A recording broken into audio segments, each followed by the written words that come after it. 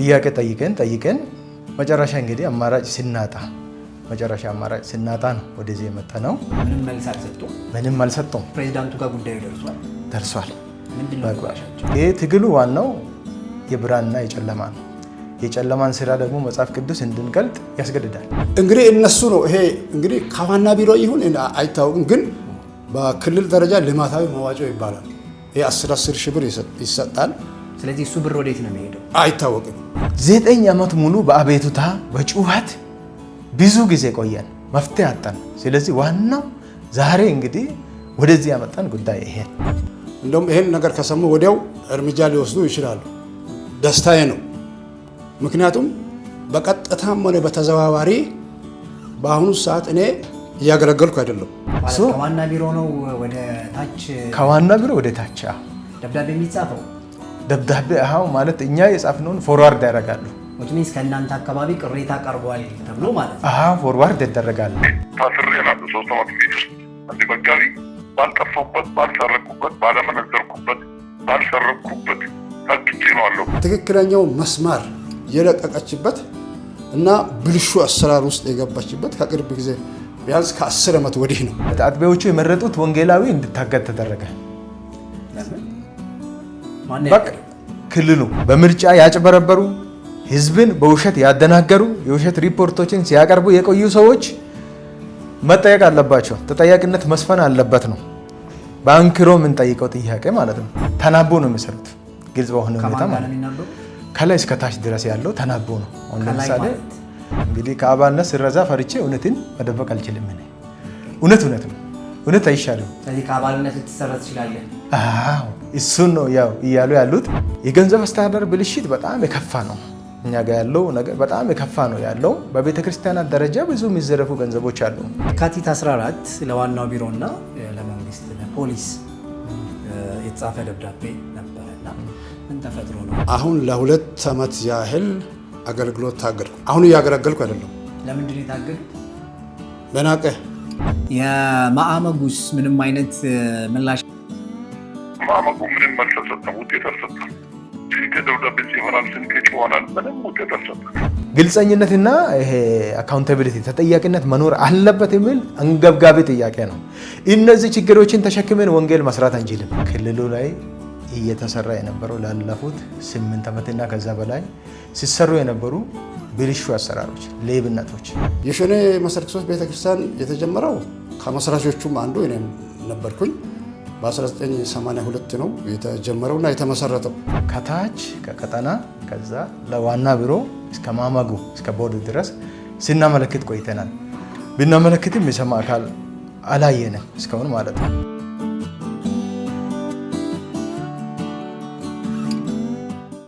ሰላም ጤና ይስጥልን። የተወደዳችሁ የሌታ ቤተሰቦች እንዴት አላችሁ? እንዴት ይዟችኋል?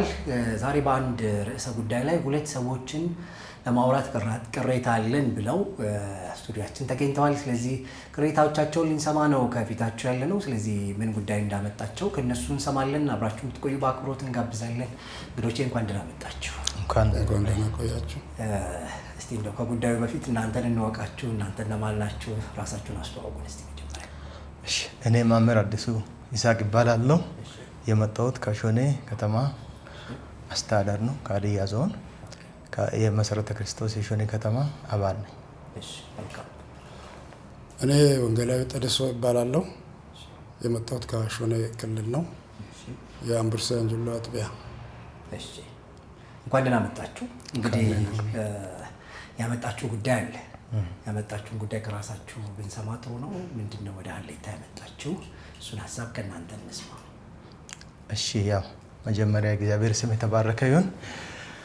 እኛ እንግዲህ ያው እንድንመጣ ያው ምክንያት የሆነው አንደኛ በእኛ በሾኔ ክልል በመሰረተ ክርስቶስ ከዚህ በፊትም ያው እኛ ያው ብዙ የምናውቀው ነገር አለ። በጣም የተበላሹ ነገሮች አሉ፣ ከአሰራር ብልሽቶች አሉ፣ ህገወጥ የሆኑ ማለት ዘረፋዎች አሉ፣ ከፍ ያሉ ነገሮች አሉ። ቤተክርስቲያን ላይ እንግዲህ ይሰራል ተብሎ የማይጠበቁ ነገሮች ማለት ነው። ያን እንግዲህ በተዋረድ ከታች ጀምረን ስንጠይቅ ቆይተናል። ብዙ አካላት ያ እንግዲህ ጥያቄ ስንጠይቅ ኖረናል። ጥያቄ ጠይቀን መጨረሻ እንግዲህ አማራጭ ስናጣ ነው ወደዚህ የመጣ ነው። ይህን ደግሞ ጥያቄያችንን በተለይ በሾኔ ክልል ላይ ያለውን የማያውቅ ሰው የለም። ሁሉም ያውቃል። እንግዲህ ክልሉ ላይ እየተሰራ የነበረው ላለፉት 8 ዓመትና ከዛ በላይ ሲሰሩ የነበሩ ብልሹ አሰራሮች፣ ሌብነቶች፣ ፖለቲካዊ አስተዳደራዊ ስርዓቶች እና ከዛም ያለፉ የከፉ ነገሮችን ከታች ከቀጠና ከዛ ለዋና ቢሮ እስከ ማማጉ እስከ ቦርድ ድረስ ስናመለክት ቆይተናል። ብናመለክትም የሰማ አካል አላየንም እስካሁን ማለት ነው። ስለዚህ በዋናነት ዛሬ እዚህ ጋር እንድንመጣ ያደረገው ይሄ ነው። ብዙ ጊዜ እንግዲህ በግለሰብ ደረጃ የጠየቁ ሰዎች አሉ። 2-3 ሆነው የጠየቁ ሰዎች አሉ። በቤተ ክርስቲያን ደረጃ የጠየቁ ሰዎች አሉ። እንግዲህ ዋና ቢሮ ሲመጡ እንደው የክሳቸው ሁኔታ ታይቶ ወደ ታች የተደወለ እርምጃ ውሰዱ የሚባል ነገር ያው በየጊዜ እየተሰጠ ቆየ። ከዛ በኋላ እንግዲህ ሰዎቹ እንግዲህ እውነተኛ ስራ ይሰራ፣ ጤናማ ስራ ይምጣ፣ ክልሉ እውነተኛ የሆነውን የወንጌል ስራ ይስራ የሚሉ ሰዎች እየተጎዱ ቆይተዋል። ከዚህ የተነሳ ይሄ ነገር መቆም አለበት ነው። ይሄ ትግሉ ዋናው የብርሃንና የጨለማ ነው።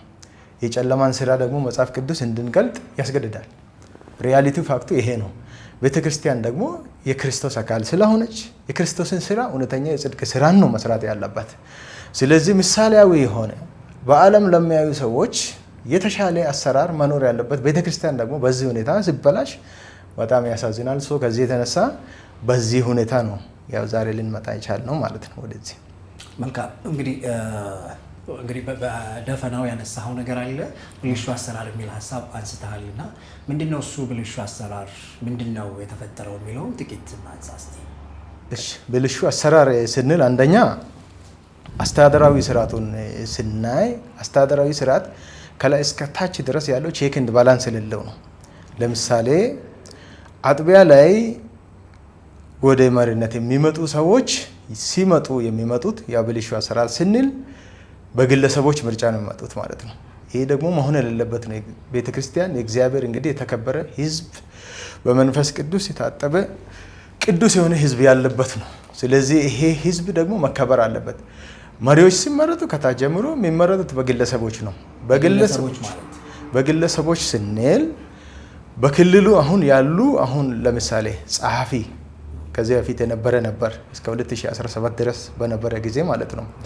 ቀጥታ እከሌን ጠቁሙ፣ በቃ እነሱ ናቸው መግባት ያለባቸው ብሎ ያስገባል በራሱ ማለት ነው።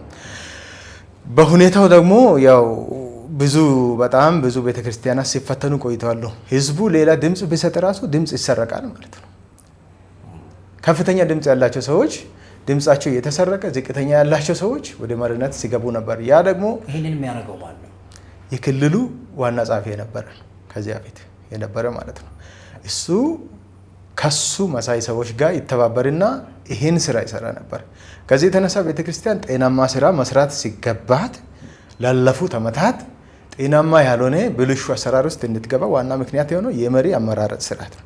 ሁለተኛ ደግሞ እውነተኛ የጽድቅ ስራን እንስራ እና የክርስቶስ እውነተኛ ወንጌልን እናገልግል ያሉ ሰዎች ሲሰደዱ ነበር የነበሩት። ለምሳሌ በመሰረተ ክርስቶስ መተዳደሪያ ደንብ መሰረት አንድ መሪ የሚመረጠው ለ3 ዓመት ነው። 3 ዓመት መስራት ግዴታው ነው። 3 ዓመት ሳይሰሩ 1 ዓመት ላይ 1 ዓመት ግማሽ ላይ 2 ዓመት ሳይደርስ ይወርዳሉ መሪዎችም። ከዛ በተጨማሪ አገልጋዮችም እውነት ለመናገር የሞከሩ አገልጋዮች ይባረራሉ። ስለዚህ የሚወርዱት በራሳቸው ተነሳሽነት ነው ወይንስ በሌላ ጫና ነው? በሌላ ጫና ላይ ያሉ አመራሮች ጫና ያወርዳሉ። ከዛ የተነሳ ያለ ጊዜ ይወርዳሉ ማለት ነው። ያለ ጊዜ ወርዶ ህዝቡ ቢመርጡ እንኳን ድምጻቸው ይዛ ተቀብሮ እንዳይመረጡ ይደረጋል።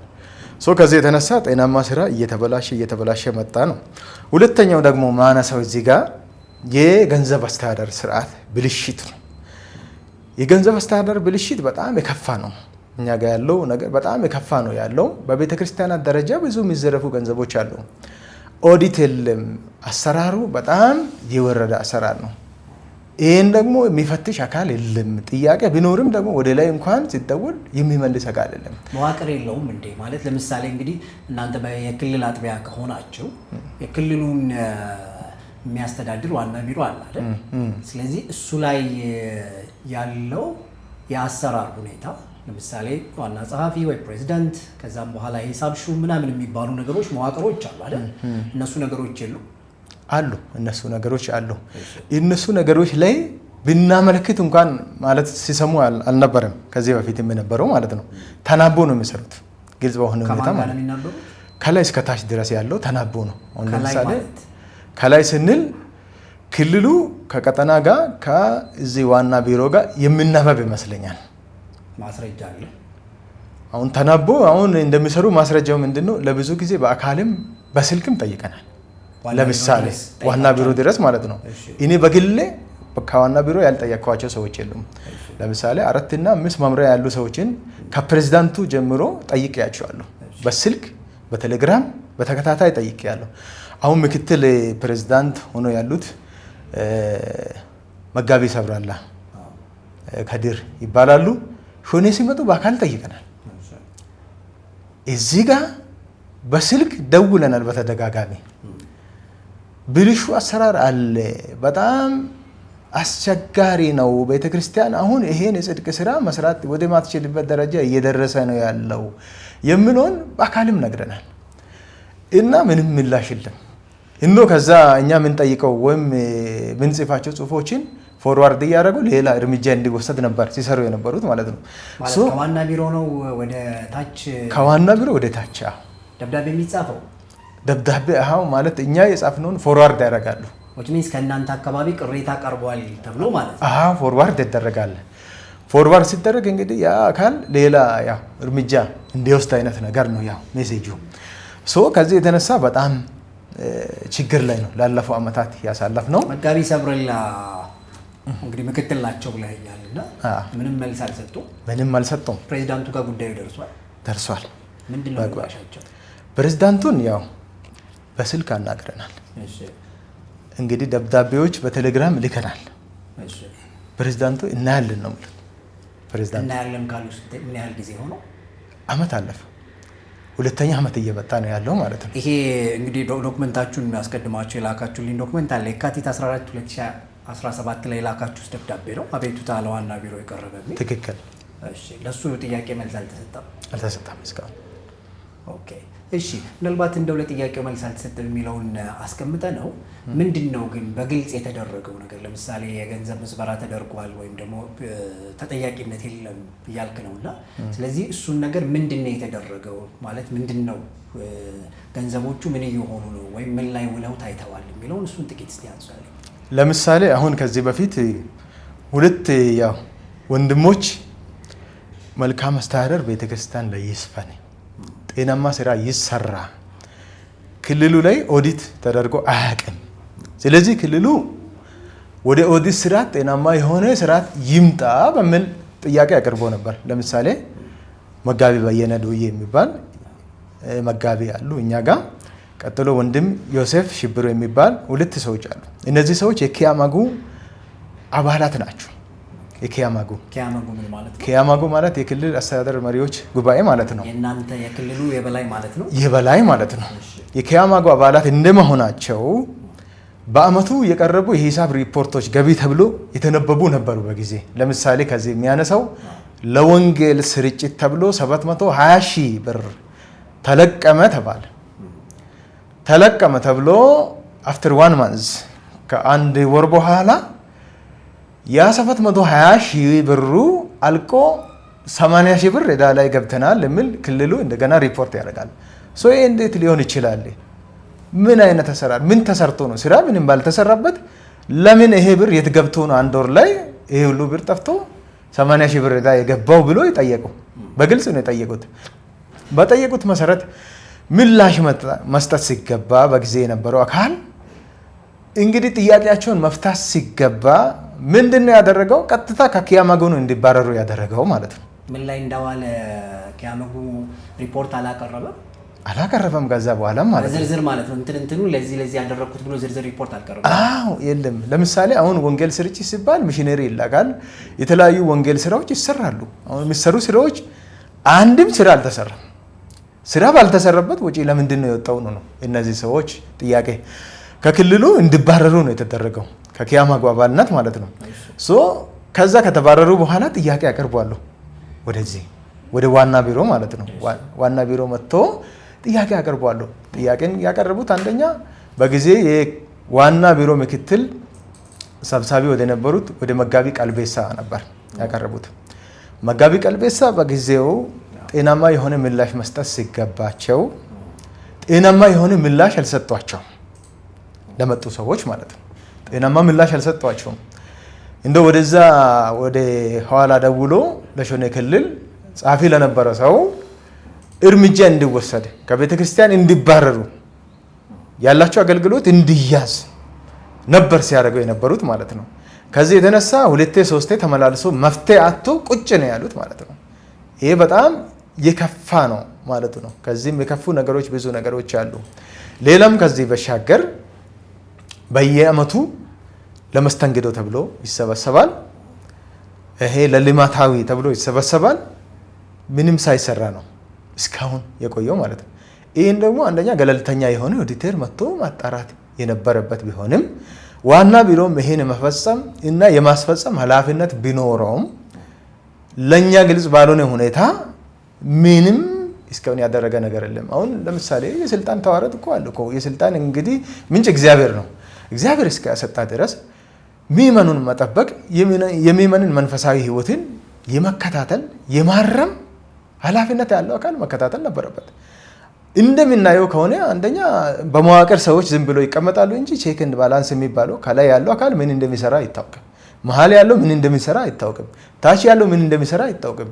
ለስም ብቻ ዝም ብሎ ነው ቁጭ የሚሉት እንጂ ምንም እስካሁን እንደኛ አካባቢ የመጣ ለውጥ የለም። አቤቱታው ከዛ በፊትም የቀረበው አቤቱታዎች በግለሰብ ደረጃ ነበሩ። ስለዚህ 9 ዓመት ሙሉ በአቤቱታ በጩኸት ብዙ ጊዜ ቆየን፣ መፍትሄ አጣን። ስለዚህ ዋናው ዛሬ እንግዲህ ወደዚህ ያመጣን ጉዳይ ይሄ ነው የሚል ነው።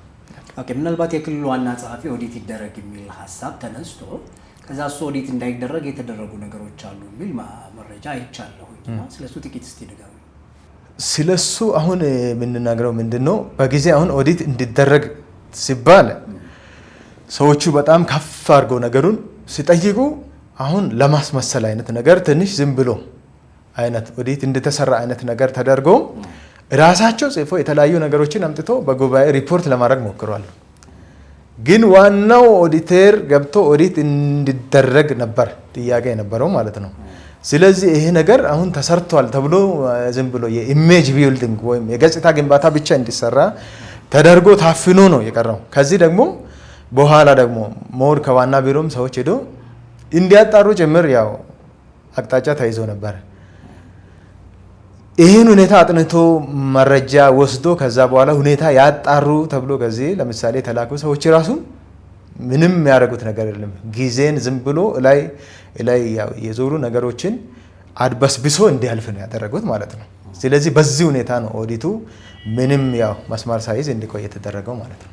መልካም። እስቲ ደርሶ ልምጣና ወንጌላዊ እንግዲህ ከዚህ ከጉዳዩ ጋር በተያያዘ ከካሜራ በፊት የተወሰነ ያወሩኝ ነገር ነበር። እንደው በግልም የደረሰቦትም ነገር ከሱ ጋር ያያያዙት ነገር ነበርና ጥቂት ስለሱ ውስጥ ይንገሩኝ። እኔ እንግዲህ ትንሽ ቅሬታዬን ከመግለጽ በፊት ስለ መሰረተ ክርስቶስ ቤተክርስቲያን አሰራር ከጅማሬ ጀምሮ ያለውን አሰራር ትንሽ ብናገር መልካም ይመስለኛል። መሰረተ ክርስቶስ ቤተክርስቲያን 1943 ዓመተ ምህረት ደዳር ላይ ተጀመረ። ከውጭ በመጡት የሜኖናይት ሚሽን በሚባሉ ሰዎች ምስራቅ ኢትዮጵያ ደዳር ላይ ተጀመረ። ከዛ ሜኖናይት ሚሽን ይባል ነበረ ቤተክርስቲያኑ። ከዛ እየሰራ ሳለ ቀስ እያለ ወደ ናዝሬት፣ ከናዝሬት አዲስ አበባ እያለ መጣ። በዛን ጊዜ ከዛው አገራዊ ስያሜ መስጠት ይገባ ስለነበር መሰረተ ክርስቶስ ተባለ። በ1957 ላይ መሰረተ ክርስቶስ የሚል ስያሜ ተሰጠ። በዛን ጊዜ የነበረው አገልጋዮች በጥሩ ሁኔታ ወንጌልን ለዚህ እንግዲህ የቤተ ክርስቲያን ዋነኛ ታሪኮ ወንጌልን ለፍጥረት አድርሱ ነው ታላቁ ታሪኮ። በዚህ እየተወጡ በጥሩ ሁኔታ ወንጌል እየተሰራበት ነበረ። መጥቶ በ50ኛው ዓመት ኢዮቤልዩ በዓል ሲከበር በወቅቱ እኔም በዛ ነበርኩኝ።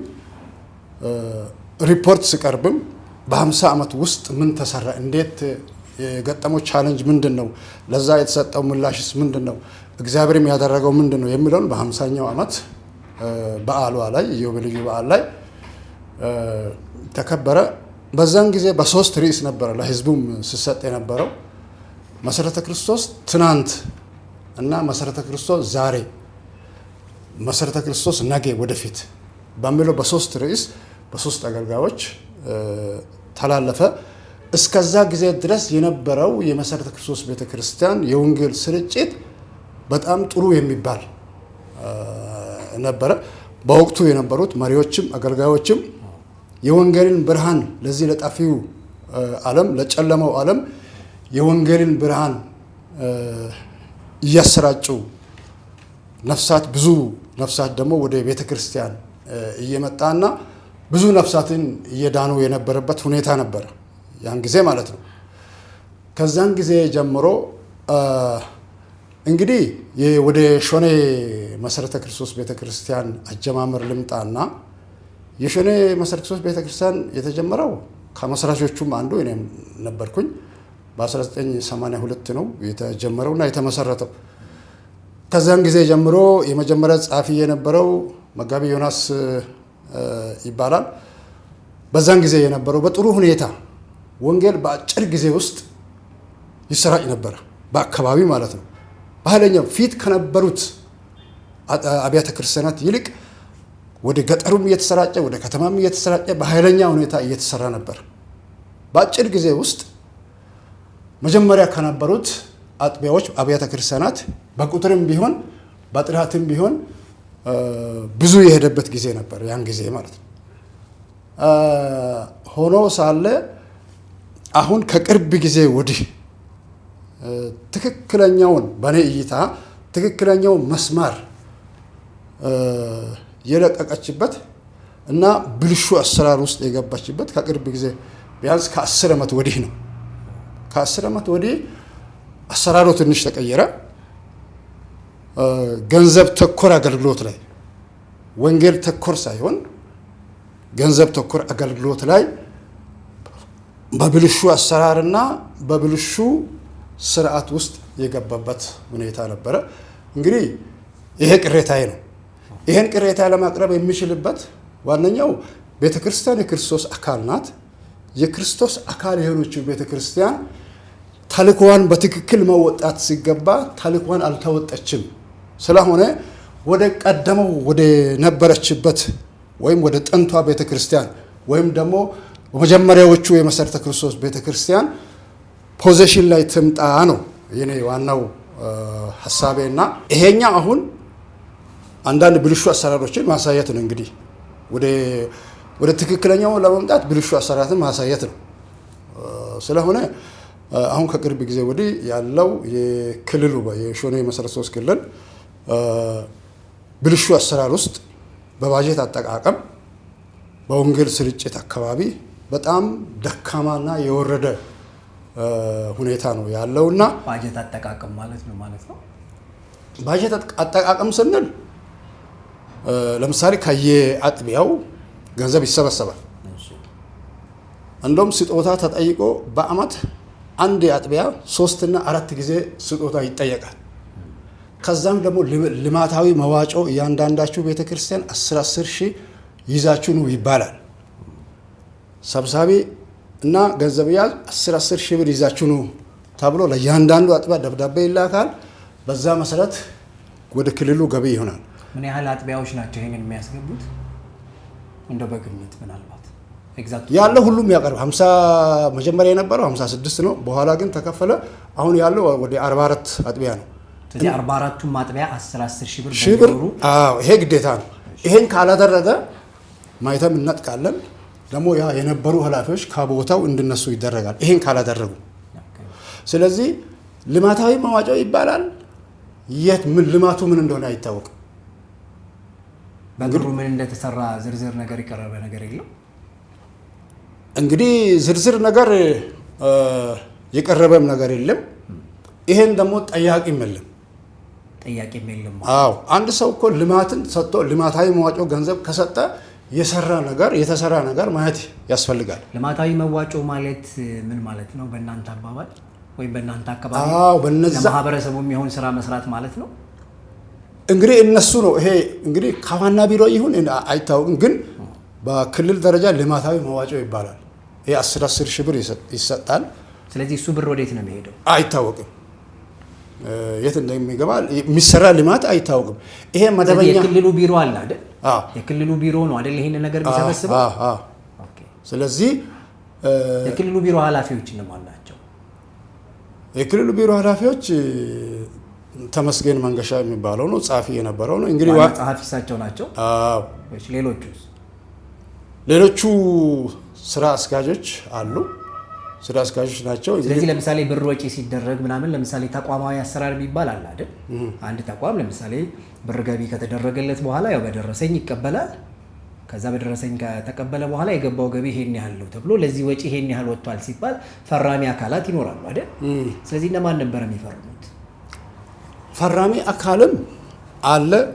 ከነሱ ጋር ያው አንድ ነው። ከጻፊ ነው ይሄን የሚያደርገውና ጻፊ ባለው አለ ለሂሳብ ሹም ተብሎም አለ። ከዛ ፈራሚ አካላትም አሉ። እነዚህ አንድ ናቸው ማለት በሱ ሐሳብ በጻፊው ሐሳብ የሚመሩና በጻፊ የጻፊውን ሐሳብ የሚያስተናግዱ እንጂ ይሄን የሚጠይቁ አይደለም። ስለዚህ መጀመሪያም ሴሌክት ሲደረግ እነዚህ ጻፊው ማለት ስራ አስኪያጅ ሴሌክት ሲደረግ ይሄ እሱ ነው የመረጣቸው። ጸሐፊውን ራሱ ማን ነው የመረጠው? ጸሐፊውን የመረጠው በመጀመሪያ ደረጃ ጸሐፊ የተመረጠው መጋቢ ቸርነት የሚባል ጸሐፊ ነበር ከሱ በፊት። እሱ ስራውን ጊዜ ሲያልቅ ከጠቅላላ ጉባኤ ቀርቦ አሁን እሱ ሲለቅ ሌላ ጸሐፊ እንዲመረጥ ይደረጋል። ሌላ ጸሐፊ ሲመረጥ ጸሐፊ አፈላላጊ ኮሚቴ ተብሎ 5 ኮሚቴ ይዋቀራል። ጸሐፊን እንዲፈልጉ ማለት ነው። በዚህኛው አሁን ወደ ጸሐፊ የሆነው ተመስገን መንገሻ ሰብሳቢ ነበር። የምኑ ሰብሳቢ? የዛ ኮሚቴ ይሄ ጸሐፊ አፈላላጊ ኮሚቴ የኮሚቴው ሰብሳቢ? ሰብሳቢ ነበር። ስለዚህ እነሱ ነው የሚፈልጉ ይህን ጸሐፊን አጥቢያዎችን ጠይቀው ከአጥቢያዎች ጥቆማ በሚደርሰው መሰረት ሰብስበው ጸሐፊን በጠቅላላ ጉባኤ ላይ እንዲመረጥ የሚያደርጉ ይሄ ኮሚቴ ነው። ስለዚህ በዚህ ኮሚቴ መስፈርት አለው ማለት ነው አይደል? መስፈርት አለው፣ ደንብ አለው። ከዛ 5 ወር ነው 4 ወር ቆይቶ ጸሐፊ የለም ይላል። የለም ማለት የለም ብሎ ራሱ እንዲቀርብ ሁኔታውን ያዘጋጃል። ራሱ ጸሐፊ እንዲሆን ጸሐፊው የሆነው ሰው የጸሐፊ ፈላጊ ኮሚቴው ሰብሳቢ የነበረው ሰው ነው ጸሐፊ የለም ብሎ የሚናገረው ማለት ነው። የለም ብሎ ለጉባኤ አቀረበ። ከዛ ራሱን እንዲመርጥ አደረገ። ሁኔታዎችን አመቻቸ። ራሱ ጸሐፊ ሆነ። ስለዚህ ከመመረጡ ጀምሮ ነው ይሄ ነገር ተበላሸው። ስለዚህ በራሱ ጸሐፊ ሆነ። ከዛን ጊዜ ጀምሮ ነው ክልሉ የወንጌል ነገር ዝቅ እያለ ሌላ ነገር ውስጥ አቶ ተመስገን መንገሻ ምን ያህል ጊዜ ሆኖ እዛ ቦታ ላይ ሲቀመጡ? እንግዲህ 8 ዓመት ተኩል ነው። መተዳደሪያ ደግሞ አንድ ሰው እዛ ቦታ ላይ 8 ዓመት ተኩል መቀመጥ እንዲችል ይፈቅዳል? 4 ዓመት ነው ደንቡ የሚፈቅደው። ከ4 ዓመት በኋላ እንደገና የመመረጥ እድል አለው እና ይሄን ሁኔታ ስለዚህ 2 ጊዜ ተመርጧል ማለት ነው። አሁን አንደኛውን አሳለፈ።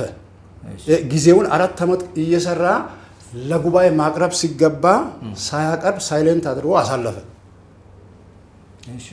ከዛ ያው 8 ዓመት ተኩል ሰራ። ከዛ እሱ በኋላ ተቀየረ። እዛ ክልል የነበረው በ8 ዓመት ተኩል ውስጥ ነው እና የወንጌልም አሰራር በ8 ዓመት ተኩል ውስጥ ምን አይነት ለውጥ ያመጡት ወይም ደግሞ ምንድነው የተገኘባቸው ችግሩ? የተገኘው ችግር ፍትሃዊ አሰራር የለም። ትክክለኛ የወንጌል አሰራር የለም። በባጀት አጠቃቀም ብልሹ አሰራር ውስጥ ተገብቷል። ምናልባት ይሄ ብልሹ አሰራር ስለተደጋገበ እንደው ምንድነው ያደረጉት? ብልሹ አሰራር ስንል እንደው በግልጽ እንዲህ አድርገዋል የሚለው ሀሳብ ምንድነው? እሱ ንገሩ። ምን ሆኗል?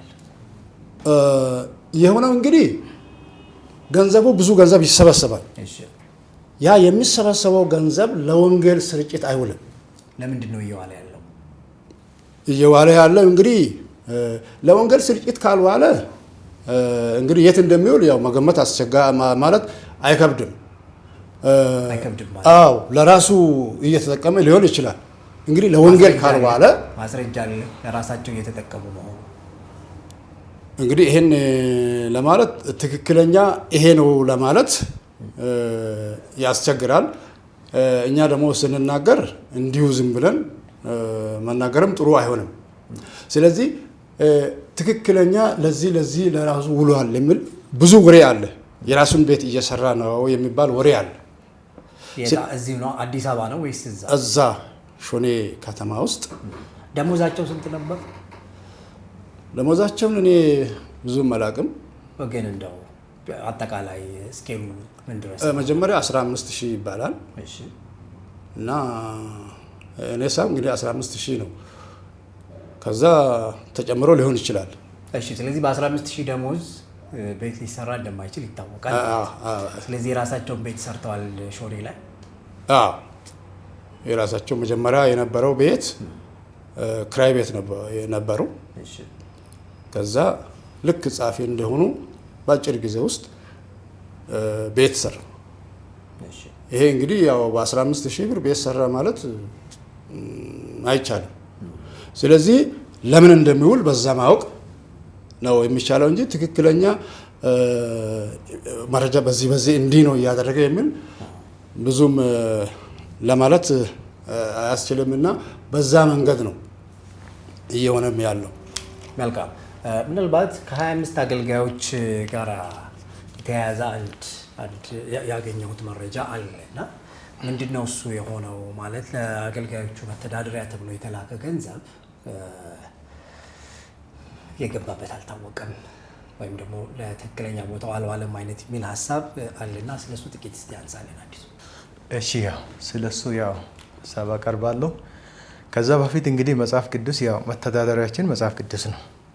መጽሐፍ ቅዱስ ምሳሌ ላይ እንዲህ ይላል፣ እግዚአብሔር ኃጢአተኛውን ጻድቅ ነው አይልም፣ ጻድቁን ግን ኃጢአተኛ ነው አይልም ይላል ቃሉ ማለት ነው። ይህ በቃ ፋክት ነው፣ ያው ማይቀየር ነገር ነው። እንዴ ነው ያው የሆነው ማለት ነው። ከዚህ ከአዲስ አበባ አቶ ታደለ ያው ለጂሶ የሚባል ሰው አሉ። አሁን ውጭ ነው የሚኖሩት። እሳቸው እንግዲህ አገልጋዮችን ለመደጎም የተለያዩ ደግሞ ልማታዊ ማለት ደካማ ሰዎችን በተለያዩ ያው እጥረት ያላቸው ሰዎችን በተለያዩ ሁኔታ ይደግፋሉ። አሁን ምግብ ነክ ይገዛሉ፣ የተለያዩ ቁሳቁስ ያሟላሉ። ፕላስ ደግሞ አልፎ ከዛም ያው መንግስታዊ ተቋም ላይም ልማት ይሰራሉ። የተለያዩ አሁን ሽንት ቤቶችን የተለያዩ ነገሮችን እንትን ይሰራሉ፣ ባጠረበት ቦታ ማለት ነው። እሳቸው ያን ብቻ አይደለም የሚሰሩት፣ አገልጋዮችን ይደግፋሉ። ከዚህ የተለያዩ ስራዎችን እንዲሰሩ ወንጌል እንዲያሰራጩ አገልጋዮችን ይደግፋሉ። ከሚሰሩባቸው ቦታዎች አንዱ እኛ የሾኔ ክልል ነበር መጀመሪያ ማለት ነው። የሾኔ ክልል ነበር። በሾኔ ክልል ላይ በጊዜ እሳቸው ሲመጡ የተወሰኑ አገልጋዮችን በስራቸው አድርጎ ድጋፍ እያደረጉ እየተንቀሳቀሱ ነበር የነበረው። የዛ ደግሞ ዋና አስተባባሪ የሆነው ከሾኔ አጥቢያ አንድ ወንጌላዊ ነበር አስተባባሪ የነበረው። ያ ወንጌላዊ ምን ያደርጋል? በአገልጋዮች ስም የመጣውን ያው ገንዘብ እየወሰደ ለራሱ ይጠቀም ነበር። ለራሱ ይጠቀማል አገልጋዩ። ያ አገልጋዩ ደግሞ ከክልሉ ጸሐፊ ከመጋቢ ተመስገን ጋር በጣም የቅርብ ግንኙነት ያለ ሰው ነው። በጣም የቅርብ ግንኙነት ያለ ሰው ነው። በዛ ብቻ አላበቃም ነገሩ። እየቆየ ሲሄድ ነገር እየተነቃ ሲሄድ መጨረሻ ላይ አንድ ቆርጋ የሚባል ቦታ አለ። እዛ ጋር ያሉ ምስኪኖችን ለመርዳት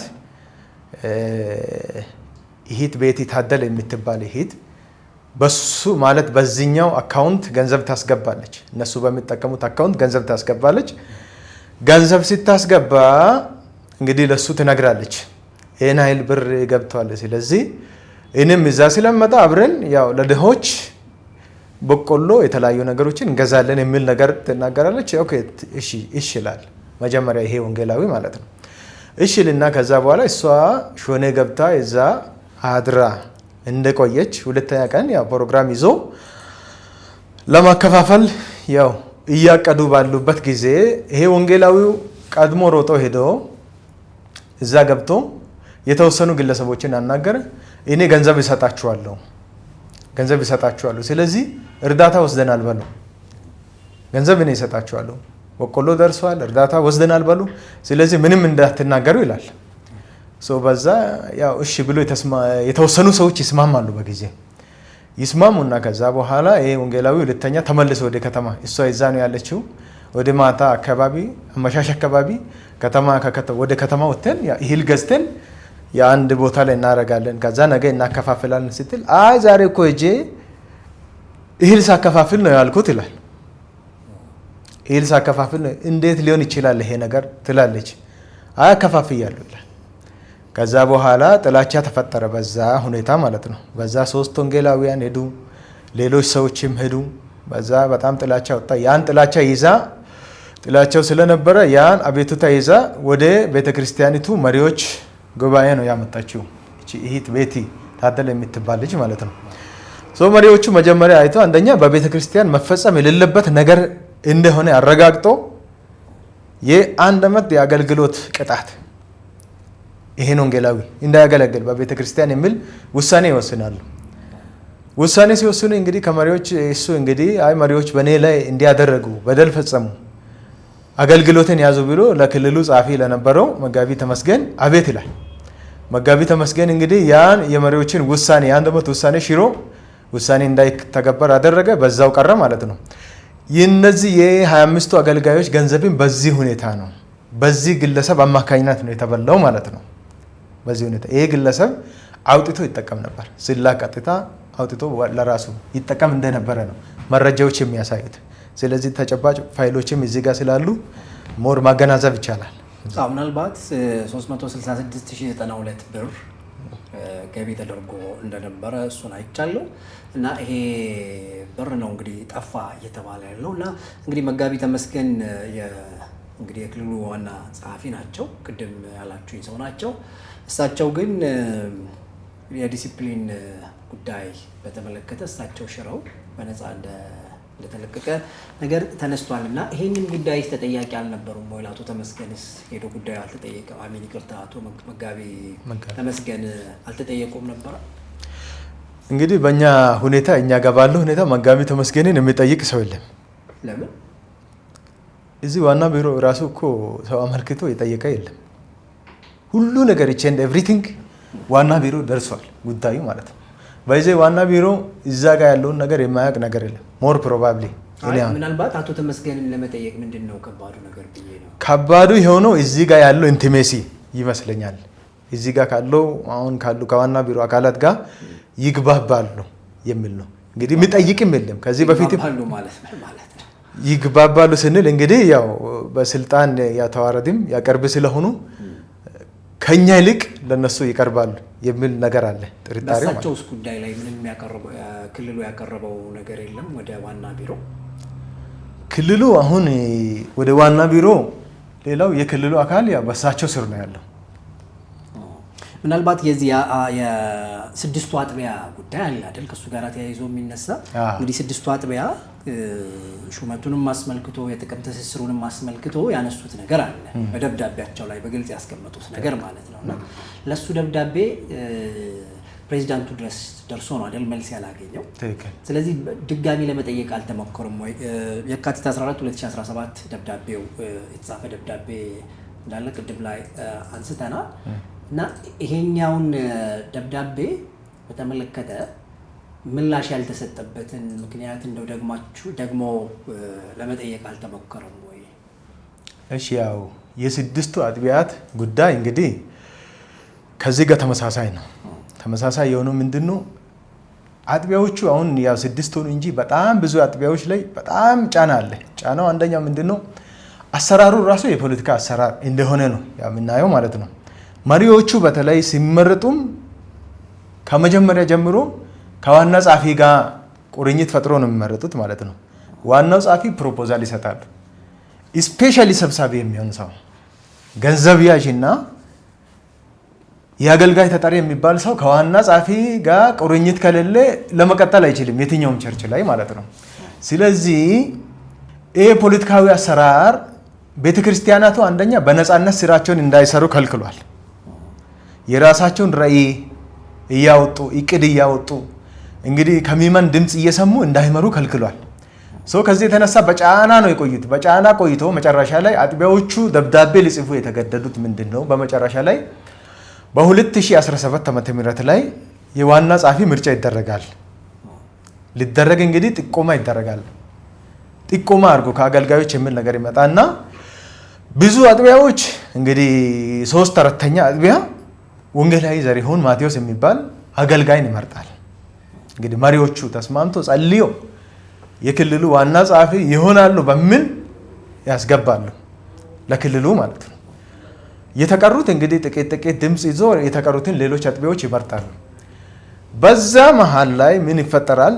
ይሄ የተመረጠው ዋን ማለት አጥቢያዎቹ የመረጡት ወንጌላዊ እንዲታገድ ተደረገ። ክልሉ አገደ። መመረጥ አይችልም። ምን ተገኝቶበት ነው የታገደው? አንደኛ ምን ተገኝቶ ነው የሚለውን ስናይ ከደብዳቤ ስንረዳ ደብዳቤ ላይ ምን ይላል? እቅድ ስላላቀዱ ነው የሚለው በጊዜ ደብዳቤ ባየ ነው ማለት ነው። እቅድ ስላላቀዱ ነው የተባረሩት። እቅድ ስላላቀዱ እቅድ አቅዶ ስላልሰሩ አግደናል ነው።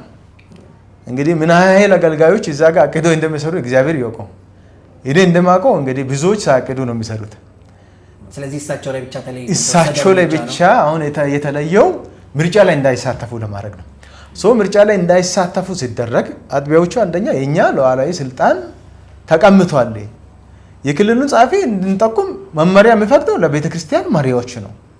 መሪዎች እኛ የጠቆምነው ድምፅ የማይከበር ከሆነ እንዴት ነው የምንሆነው? ከዚህ በኋላ ወይ ክልሉ የራሱ እየመረጠ የሚያስቀጥል ከሆነ ከኛ ጋር ያለው ነገሩ ከዚህ በኋላ ወይ ለይቶለት ይውጣ የሚል አይነት ደብዳቤ ነው። አንድ ላይ ተስማምቶ ይሄን ወንጌላዊ ዘሪሁንን የመረጡ ቤተክርስቲያናት አንድ ላይ ያው ከዚህ በፊት የነበሩ የሂሳብ ምዝበራዎችም አሰራሮችም እና ከዚህ ከምርጫ ጋርም ተያይዞ ያለው የመሪ ስልጣን እንግዲህ አንድ መሪ በቤተክርስቲያን መስራት ካልቻለ መቀመጡ ምንድን ነው ትርጉሙ?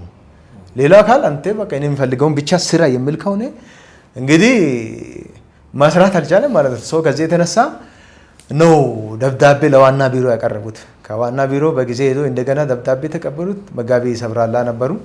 በጊዜው ደብዳቤውንም ለመቀበል አልፈለጉም። ተው በዚህ በተዋረድ ያስተካክሉ። ተዋረድ ያስተካከለ አካል የለም። እናንተ እንግዲህ ማስተካከል ያለባችሁ እናንተ ናችሁ። እግዚአብሔር ደግሞ እናንተንም የመረጠው እንዲህ አይነት ችግሮችን እንድትፈቱ ነው ብንል ከዛ በኋላ ወሰዱ። ሁለተኛ ቀን ምንም ያስተካከሉት ነገር የለም። እንግዲህ ምርጫም ያው በድራማ በሚባል መልኩ እንዲህ ነው ሳይባል እነሱ የሚፈልጉትን አካል አምጥቶ በቦታው እንደገና አስቀመጡ። ሌላ ሰውን መጋቢ ተመስገን ሲነሳ ሌላ ሰውን በቦታ እሱ የሚፈልገውን አደረገ ማለት ነው። በዚህ አይነት ሁኔታ ነው ያለው ቤተክርስቲያን። ስለዚህ ይሄ ነው አንደኛ እነዚህ አጥቢያዎች እንዲያመለክቱ ያደረገው። እንደገና አልጠየቁም ወይ ሲባል ከዛ በኋላም ጠይቀዋል። የተሰጠው ምላሽ ምንድነው? የተሰጠ ምላሽ ከዚህ በኋላ ምንም የለም። አንድ እንደው የቀጠና ጸሐፊ የነበረው ጊዜያዊ ቀጠና ወላይታ ሶዶ ነው ያለው። በቃ ይሄን ጥያቄ ተው፣ የተሰራው አሰራር ትክክል ነው የማለት አይነት ንግግር ነው የመለሰው። ከዛ ወደ ዋና ቢሮም እንደገና ደግሞ ደውለን በስልክ ብንጠይቅ ነገሩ ላይ ምንም ምላሽ ሊሰጡ አልፈለጉም። በብዛት ደግሞ ስልክም አላነሱ። በዛ ሁኔታ ነው ከሱ በኋላ እንግዲህ ወደ ዋና ቢሮ ሚያዝያ 1 2017 ዓመተ ምህረት የእረኝነት መምሪያ ዳይሬክተር ሆነው እንደተሾሙ ይታወቃል። እኚሁ ሰው ማለት ነውና እንደው በእናንተ አካባቢ የነበረው ችግር ሳይፈታ ወይም ደግሞ ምላሽ ሳይሰጥበት ወደ ዋናው ቢሮ የእረኝነት መምሪያ ዳይሬክተር ሆነው መሄዳቸውን ሰምታችኋል አይደል? ምን ተሰማችሁ? እንግዲህ እንደኔ ሀሳብ ወደ ዋና ቢሮ ለመምጣትም ቅሬታ አለኝ። እንዴት አንድ ዋና ቢሮ እንግዲህ አገር አቀፍ አገልግሎት ነው። ይህ አገር አቀፍ አገልግሎት ደግሞ ቀላል አይደለም። ወንጌልን ከማፋጠን አኳያ የወንጌልን ስራ ከመስራት አኳያ በሀገር አቀፍ ደረጃ ያለው ስራ በጣም በቀላል የሚታይ አይደለም። ነገር ግን የሄደበት አንድ አገልጋይ ወደ ዋና ቢሮ ሲመጣ መጀመሪያ ከነበረበት በምን አይነት ሁኔታ ነው ስራውን ወንጌል እየሰራ ያለው የሚል ነገር ይታያል። ፍሬ ይታያል። መልካም ምስክርነት መኖር ነበር። አዎ ፍሬ ይታያል። የግል ምስክርነት ይታያል። ከዛ በኋላ ብዙ ክልሎች አሉ በመሰረተ ክርስቶስ ቤተክርስቲያን። እነዚህ ክልሎች ውድድር ተደርገው እንግዲህ ቦታው እንግዲህ ካለ ቀላል ቦታ አይደለም። ከነዚህ ተወዳድረው ቢወል ነው ደንቡ የሚለውና ማሁንም የነበረበት እንደዛ ነው። ግን ይሄ ሳይሆን በአንድ ጊዜ መምጣት መጋቢ ተመስገን ከሌሎች ጋር ተወዳድረው አይደለም እዛ ቦታ ላይ የተቀመጡት አይደለም። ስለዚህ በማን ይሁንታ ነው እዛ ቦታ ላይ የተቀመጡት? እንግዲህ በዋና ቢሮ በፕሬዝዳንቱ አማካኝነት ነው። እንግዲህ ደንባችሁ ምንድን ነው የሚለው? ማለት አንድ ሰው ለምሳሌ ወደዚህ ቦታ ለመምጣት ቅድም ጥቂት ያነሱልኝ ነገር አለ። ከማን ጋር ተወዳድሮና በምን መስፈርት ነበር ወደዛ ቦታ መምጣት የነበረባቸው? እንግዲህ ደንቡን ዋና ቢሮ ያውቀዋል። ግን የሚታወቀው ነገር አንድ ሰው ወደ ዋና ቢሮ ሲሄድ ቅድም እንዳልኩኝ ተወዳድሮ በክልሎች ጋር ተወዳድሮ ህይወቱ ታይቶ ፍሬው ታይቶ መንፈሳዊ ህይወቱ ታይቶ ነው ወደዛ እንትን መሆን ያለበት። ግን እዛው ታች አሰራር ችግር ውስጥ እያለ እሱን ማምጣት እኔ ዋና ቢሮ ላይም ቅሬታ አለኝ። እንዴት ታች ያለውን ችግር ሳይፈታ ብዙ ጊዜ አቤቱታ እሱ ያደረሰው ችግር አቤቱታ ወደ ዋና ቢሮ ይቀርባል። ዋና ቢሮ ያንን ሳይፈታ ይባስ ብሎ ይሄኛውን ደግሞ ወደዛ መሳበው እኔ ትክክል አይደለም ነው የሚለው በዚህ አካባቢ እና ለኔ ያለኝ ሐሳብ ይሄ ነው። እሱ ወደ ዋና ቢሮ በመሄዱ ትክክለኛ አሰራር አይደለም ነው የሚለው።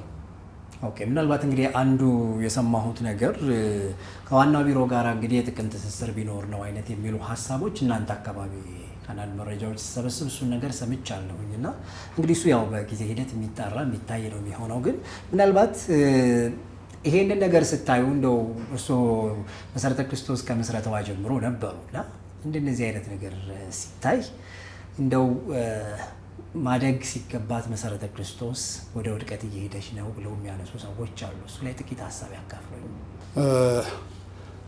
እንግዲህ መሰረተ ክርስቶስ ቤተክርስቲያን ማደግ እንደሚገባ አላደገችም። ለምሳሌ በ2013 የነበረው ስታቲክስ ከሙሉ ወንጌል እና መሰረተ ክርስቶስ ሙሉ ወንጌል 5 ሚሊዮን ነው። መሰረተ ክርስቶስ 600,000 ነው። መሰረተ ክርስቶስ ቤተክርስቲያን ከሙሉ ወንጌል ቀደም ብላ ነው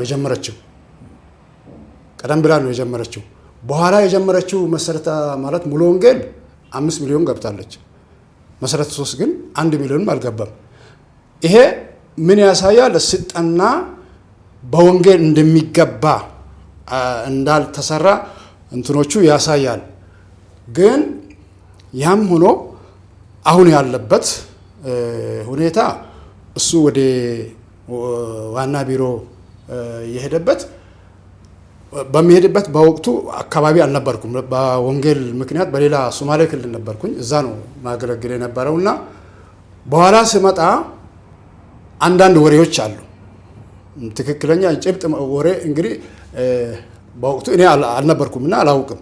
ግን ከሰው የማወራው በትክክለኛ መንገድ አይደለም የሄደው እና አንዳንድ ትስስሮች አንዳንድ ጥቅማጥቅ ትስስር አለ ከዋና ቢሮ ጋር የሚል ነገር አለ። ስለዚህ ይሄ ነው ብዬ ለመናገር በበኩሌ ያላየሁትን ነገር ወይም ደግሞ በተጨባጭ ያልተረዳሁትን ነገር መናገርም አስፈላጊ ስላይደለ ሰዎቹ ሲሉ ይሰማለሁ። በትክክለኛ መንገድ አይደለም፣ ከፕሬዝዳንቱ ጋር ትስስር አለው፣ ከጥቅማጥሙ ጋር ትስስር ስላለ ነው የሄደው የሚል ወሬ ይወራል እና ያን ነው ማውቀው እንጂ ከዛ ውጪ ብዙም እንትን የማውቀው ነገር የለም። መልካም። የ59ኛው አጥቢያ እና እግድ ጉዳይ ደግሞ ተያይዞ ይነሳል። ስለሱ ጥቂት እስቲ ንገረን። ስለ 59 አጥቢያ እንግዲህ በተባለው ምክንያቱ ምንድን ነበረ የሚለውን ሀሳብ በተለይ በ2015 የነበረ ነው። እሺ፣ ምንድን ነው? 2015 ላይ የነበረው እንግዲህ ሁለት ሰዎች ቅድም ያልናቸው ሰዎች ነበሩ። እነማን ማለት ነው? ቅድም ያልናቸው እንግዲህ የኪያማጉ አባላት የተባሉት ማለት ነው። ኪያማጉ በዚህ ያው የሚመረጠው በጠቅላላ ጉባኤ በኪጣማጉ በሚባል ነው በመሰረቱ ስናይ ማለት ነው። ኪጣማጉ ማለት የየአጥቢያ ቤተክርስቲያናት መሪዎች ይሰበሰባሉ። ስብሰባ አለ በአመት የሚደረገው። በዛ ስብሰባ ላይ የቤተክርስቲያናት አጥቢያ መሪዎች ሁሉም ይሰበሰቡና ለክልሉ አስተዳደር ጉባኤ ማለት ኪያማጉ ለሚባለው ወደ 7 ሰው ይመርጣሉ። አይ ቲንክ ይመስለኛል 7 ሰው ይመርጣሉ። ክልሉን የሚያስተዳድር ማለት ነው። ክልሉን የሚያስተዳድር 7 ሰው የሚመርጡት መሪዎቹ ናቸው። ጠቅላላ መሪዎቹ ናቸው። እኛ ጋር ያለው ተቃራኒ ነው የሆነው ማለት ቤዚካሊ የችግሩ መነሻ ወደ ዋናው ነጥቡ እስከመጣ ድረስ ቤዚካሊ የችግሩ መነሻ ከዚህ ነው። እኛ ጋር ደግሞ የሚመርጠው የክልሉ ጸሐፊ ነው የሚመርጠው ብቻቸውን ማለት ነው። ብቻቸው እኮ ስልጣን ተነጥቆ ነው ጠቅላላ ያለው ማለት የቤተ ክርስቲያን ስልጣን የተሰጠውን ነጥቆ በራሳቸው መርጦ ያመጣሉ። ሲመርጡ 7 ሰው ወይም 9 ሰው ሴሌክት ያደርጋሉ። ከ9ኙ እንግዲህ 2 ሰው ያው ጥላችሁ 7 ሰው አጽድቁ የሚል ነገር ነው የሚመጣው።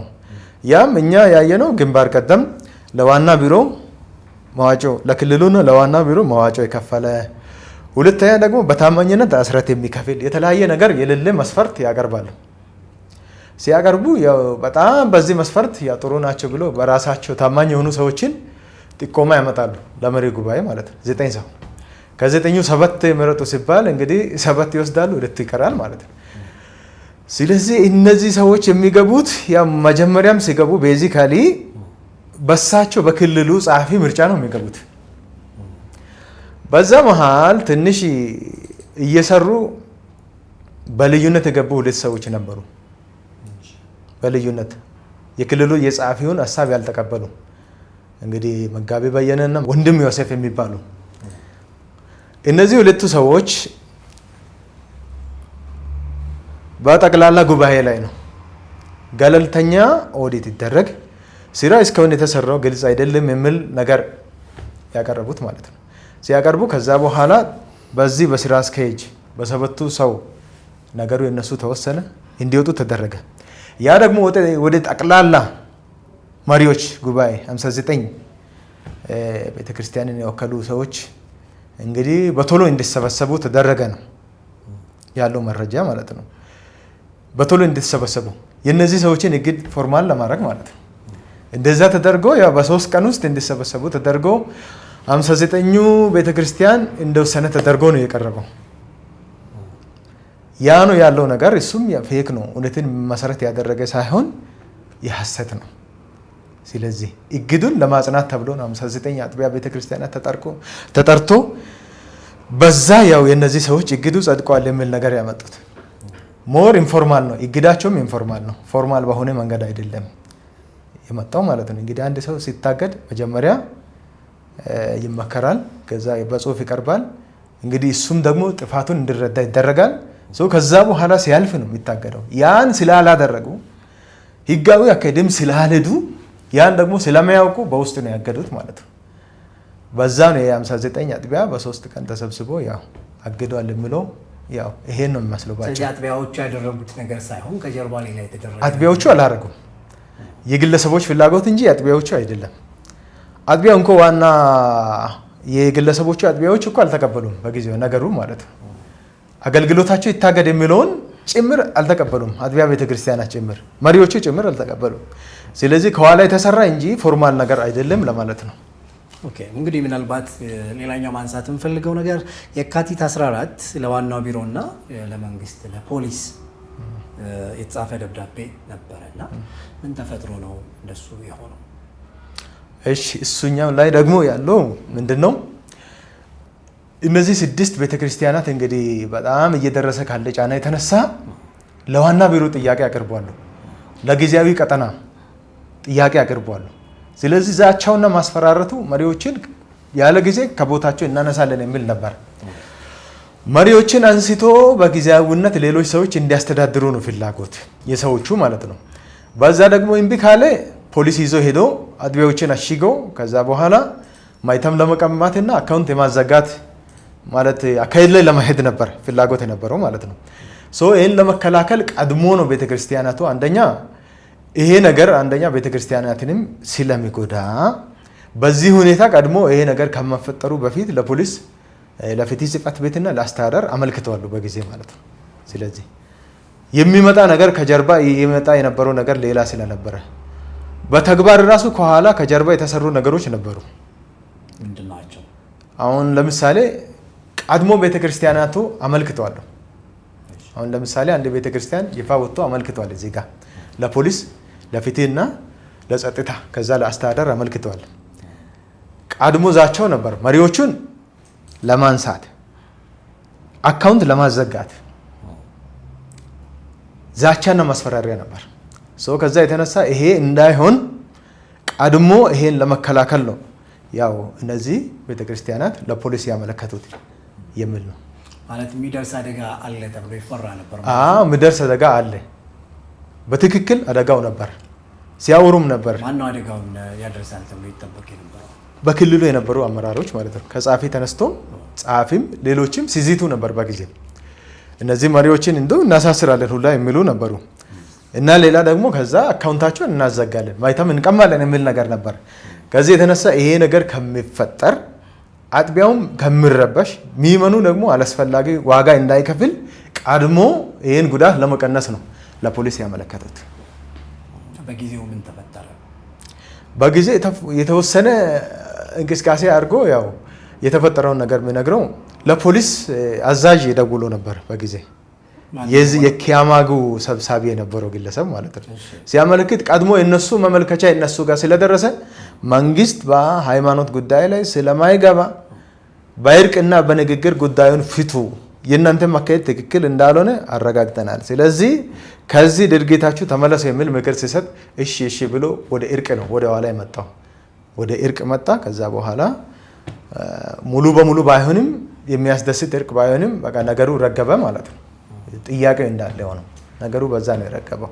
አሁን እንግዲህ በ14/6/2017 ላይ ለምስራቅ አዋጅ ወረዳ ሰላምና ጸጥታ ጽሕፈት ቤት ሾኔ የሚል ጉዳዩ የጸጥታ ሁኔታን ስለማሳወቅ ይሆናል የሚል ደብዳቤ እንግዲህ በምስሉ ላይ እንደምትመለከቱት አለ። እንግዲህ ይሄ ደብዳቤ ነበር በጊዜው የተጻፈው። ከዛ በኋላ እንግዲህ በእርቅ ጉዳዩን ለመፍታት ተሞክሮ ነበር። ከዛ በኋላስ የመጡ ነገሮች ነበሩ ወይንስ በዛው ጉዳዩ ተቋጨ? ከዛ በኋላ የመጡ ነገሮች ያው የሉም። መሪዎቹ ኦልሞስት በብዙ ቤተክርስቲያናት የነበሩት አንደኛ የአገልግሎት ጊዜያቸውንም እየጨረሱ ነበር በጊዜ የነበረው እና በዚህ በጣም ብዙ ሰዎች እንግዲህ መሀል የነበሩ ሰዎች ሽምግልናው ላይ በጣም እንግዲህ መሀል ላይ ሲመላለሱ ከነዚህ ሰዎችም አንወጣም በሚል ጥያቄያቸው ባይፈታ እንኳን ቤተክርስቲያን ከሚጎዳ በሚል ነገሩን ተው ግጭቱ ከሚፈጠር እና ከዛ በኋላ ያው የብዙ መሪዎች የብዙ ቤተክርስቲያን መሪዎቹ ከዛ በኋላ ከቦታቸው ተነስተዋል፣ ምርጫ ተደርገዋል ማለት ነው። ግን ችግሩ ጥያቄው ነው ያለው። ጥያቄው አልተፈታም፣ መሰረታዊ ጥያቄው አልተፈታም በሚል ነው። መልካም እንግዲህ ወደ ማጠቃለያው እንምጣና እንግዲህ አሁን ያለው ሁኔታ ይሄ ሆኗል። መጋቢ ተመስገን ከቦታቸው ተነስተዋል እና ሌላ መሪ ተሾሟል እና አዲሱ መሪ እንዴት ነው? አዲሱ መሪ በእኛ እንግዲህ የተለየ ነገር ምንም የለውም። የተመረጡትም በመጋቢ ተመስገን ፍላጎት ነው። እንግዲህ ግልጽ አይደለም። ያ 28 እኮ አጥቢያ ከ20 በላይ አጥቢያ የመረጠው ሌላ ሰው ነው። እሳቸውን የመረጠው 5 አጥቢያ አይሆንም። እንግዲህ ለውድድር እንኳን ብናወዳድር ሰማይና ምድር ነው ያለው ማለት ነው። ስለዚህ ያኛውን አግደው የሚፈልጉ ሰው እንዲገባው ነው የተደረገው ማለት ነው የተደረገው። እንግዲህ እሱ መጋቢው የሚፈልገውን ሰው ወደ ቦታ እንዲመጣ ነው ያደረገው። ስለዚህ እሳቸው የመጡት እንግዲህ ያው ከፊት የነበረውን ሌጋሲ የማስቀጠል ስራ ነው እንጂ የሚሰሩት የተለየ ነገር የለም። እንግዲህ የኪያማጉ ሰብሳቢም ምክትል ሰብሳቢም ሆነው የመጡት የመጀመሪያ ሰዎች ናቸው። እንደሚባሉ ደግሞ የዛ የኪያማጉ አስተዳደር መሪዎች ጉባኤ ጠቅላላ ያሉት በእነዚህ ሰዎች ነው። እነዚህ ሰዎችን እንግዲህ በጠቅላላ ስናይ የኪያማጉ አባላት የሚባሉት በቤተ ክርስቲያን ጤናማ የሆነ ምርጫ ተመርጦ የመጡ ሳይሆኑ በመጋቢ ተመስገን በኩል ተጠቁሞ የመጡ ናቸው። አሁንም ስራው ቀጥሏል ነው። ከዚህም መልእክት እየተላለፈ በዚህ ሁኔታ ስሩ የሚባል ነገር አሁንም አለ ነው። አሰራሩ የተለወጠ ነገር የለም። ሲጠቀለል የመሰረተ ክርስቶስ ቤተክርስቲያን ብዙ ወደ ሪፎርም መምጣት አለባት። ደንቦች፣ መመሪያዎች መከበር አለባቸው። የስልጣን ሄራርኪ በግልጽ ገደቦች መታወቅ አለባቸው። ቼክ ኤንድ ባላንስ መኖር አለበት። ግልጸኝነትና ይሄ አካውንታቢሊቲ ተጠያቂነት መኖር አለበት የሚል አንገብጋቢ ጥያቄ ነው። እነዚህ ችግሮችን ተሸክመን ወንጌል መስራት አንችልም። አሁን በዚህ ሁኔታ ከዚህ በኋላ ማለት ነው ወንጌል ለመስራት እንቅፋት ነው። መንፈሳዊና ዓለማዊ ነገር እኮ አጋብተን መቀጠል ከባድ ነው የሚሆነው ማለት ነው። ስለዚህ ትግሉ ይሄ ነው ያለው ማለት ነው። መንፈሳዊውን ጤናማውን ነገር እናስቀጥል ነው እኛ እያልን ያለ ነው። ሌሎቹ አይሆንም፣ ስጋዊውን እኛ የለመድነውን ምዝበራን እንቀጥል፣ ጤናማ ያልሆነውን አካሄድ እንቀጥል ነው እያሉ ያሉት። ስለዚህ ኦቨርኦል የሆነ ሪፎርም መደረግ አለበት። በቃ ይሄ ግልጽና ግልጽ ነው። አሁን በዚህ አቋም ወንጌልን መስራት አይቻልም። ወንጌል የሚሰራው ጤናማ የሆነ ምስክርነት ሲኖር፣ ጤናማ የሆነ እንግዲህ አካሄዶችን ስንከተል፣ ለሌላ ምሳሌ ስንሆን ነው ወንጌል የምንሰራው ማለት ነው። ስለዚህ በዚህ ሁኔታ ነው እንጂ የሚቀጥለው አንደኛ አሁን እየያዝን ያለነው አሁን ይዘን እየቀጠልን ያለነው አካሄድ በጣም ከመስማር የወጣ ነው።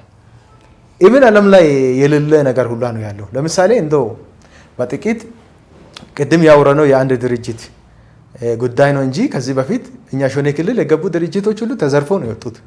ለምሳሌ ሩት ኢትዮጵያ የሚባል ከ2008 አካባቢ ተነስቶ ሩት ኢትዮጵያ የሚባል ድርጅት ነበር የነበረው።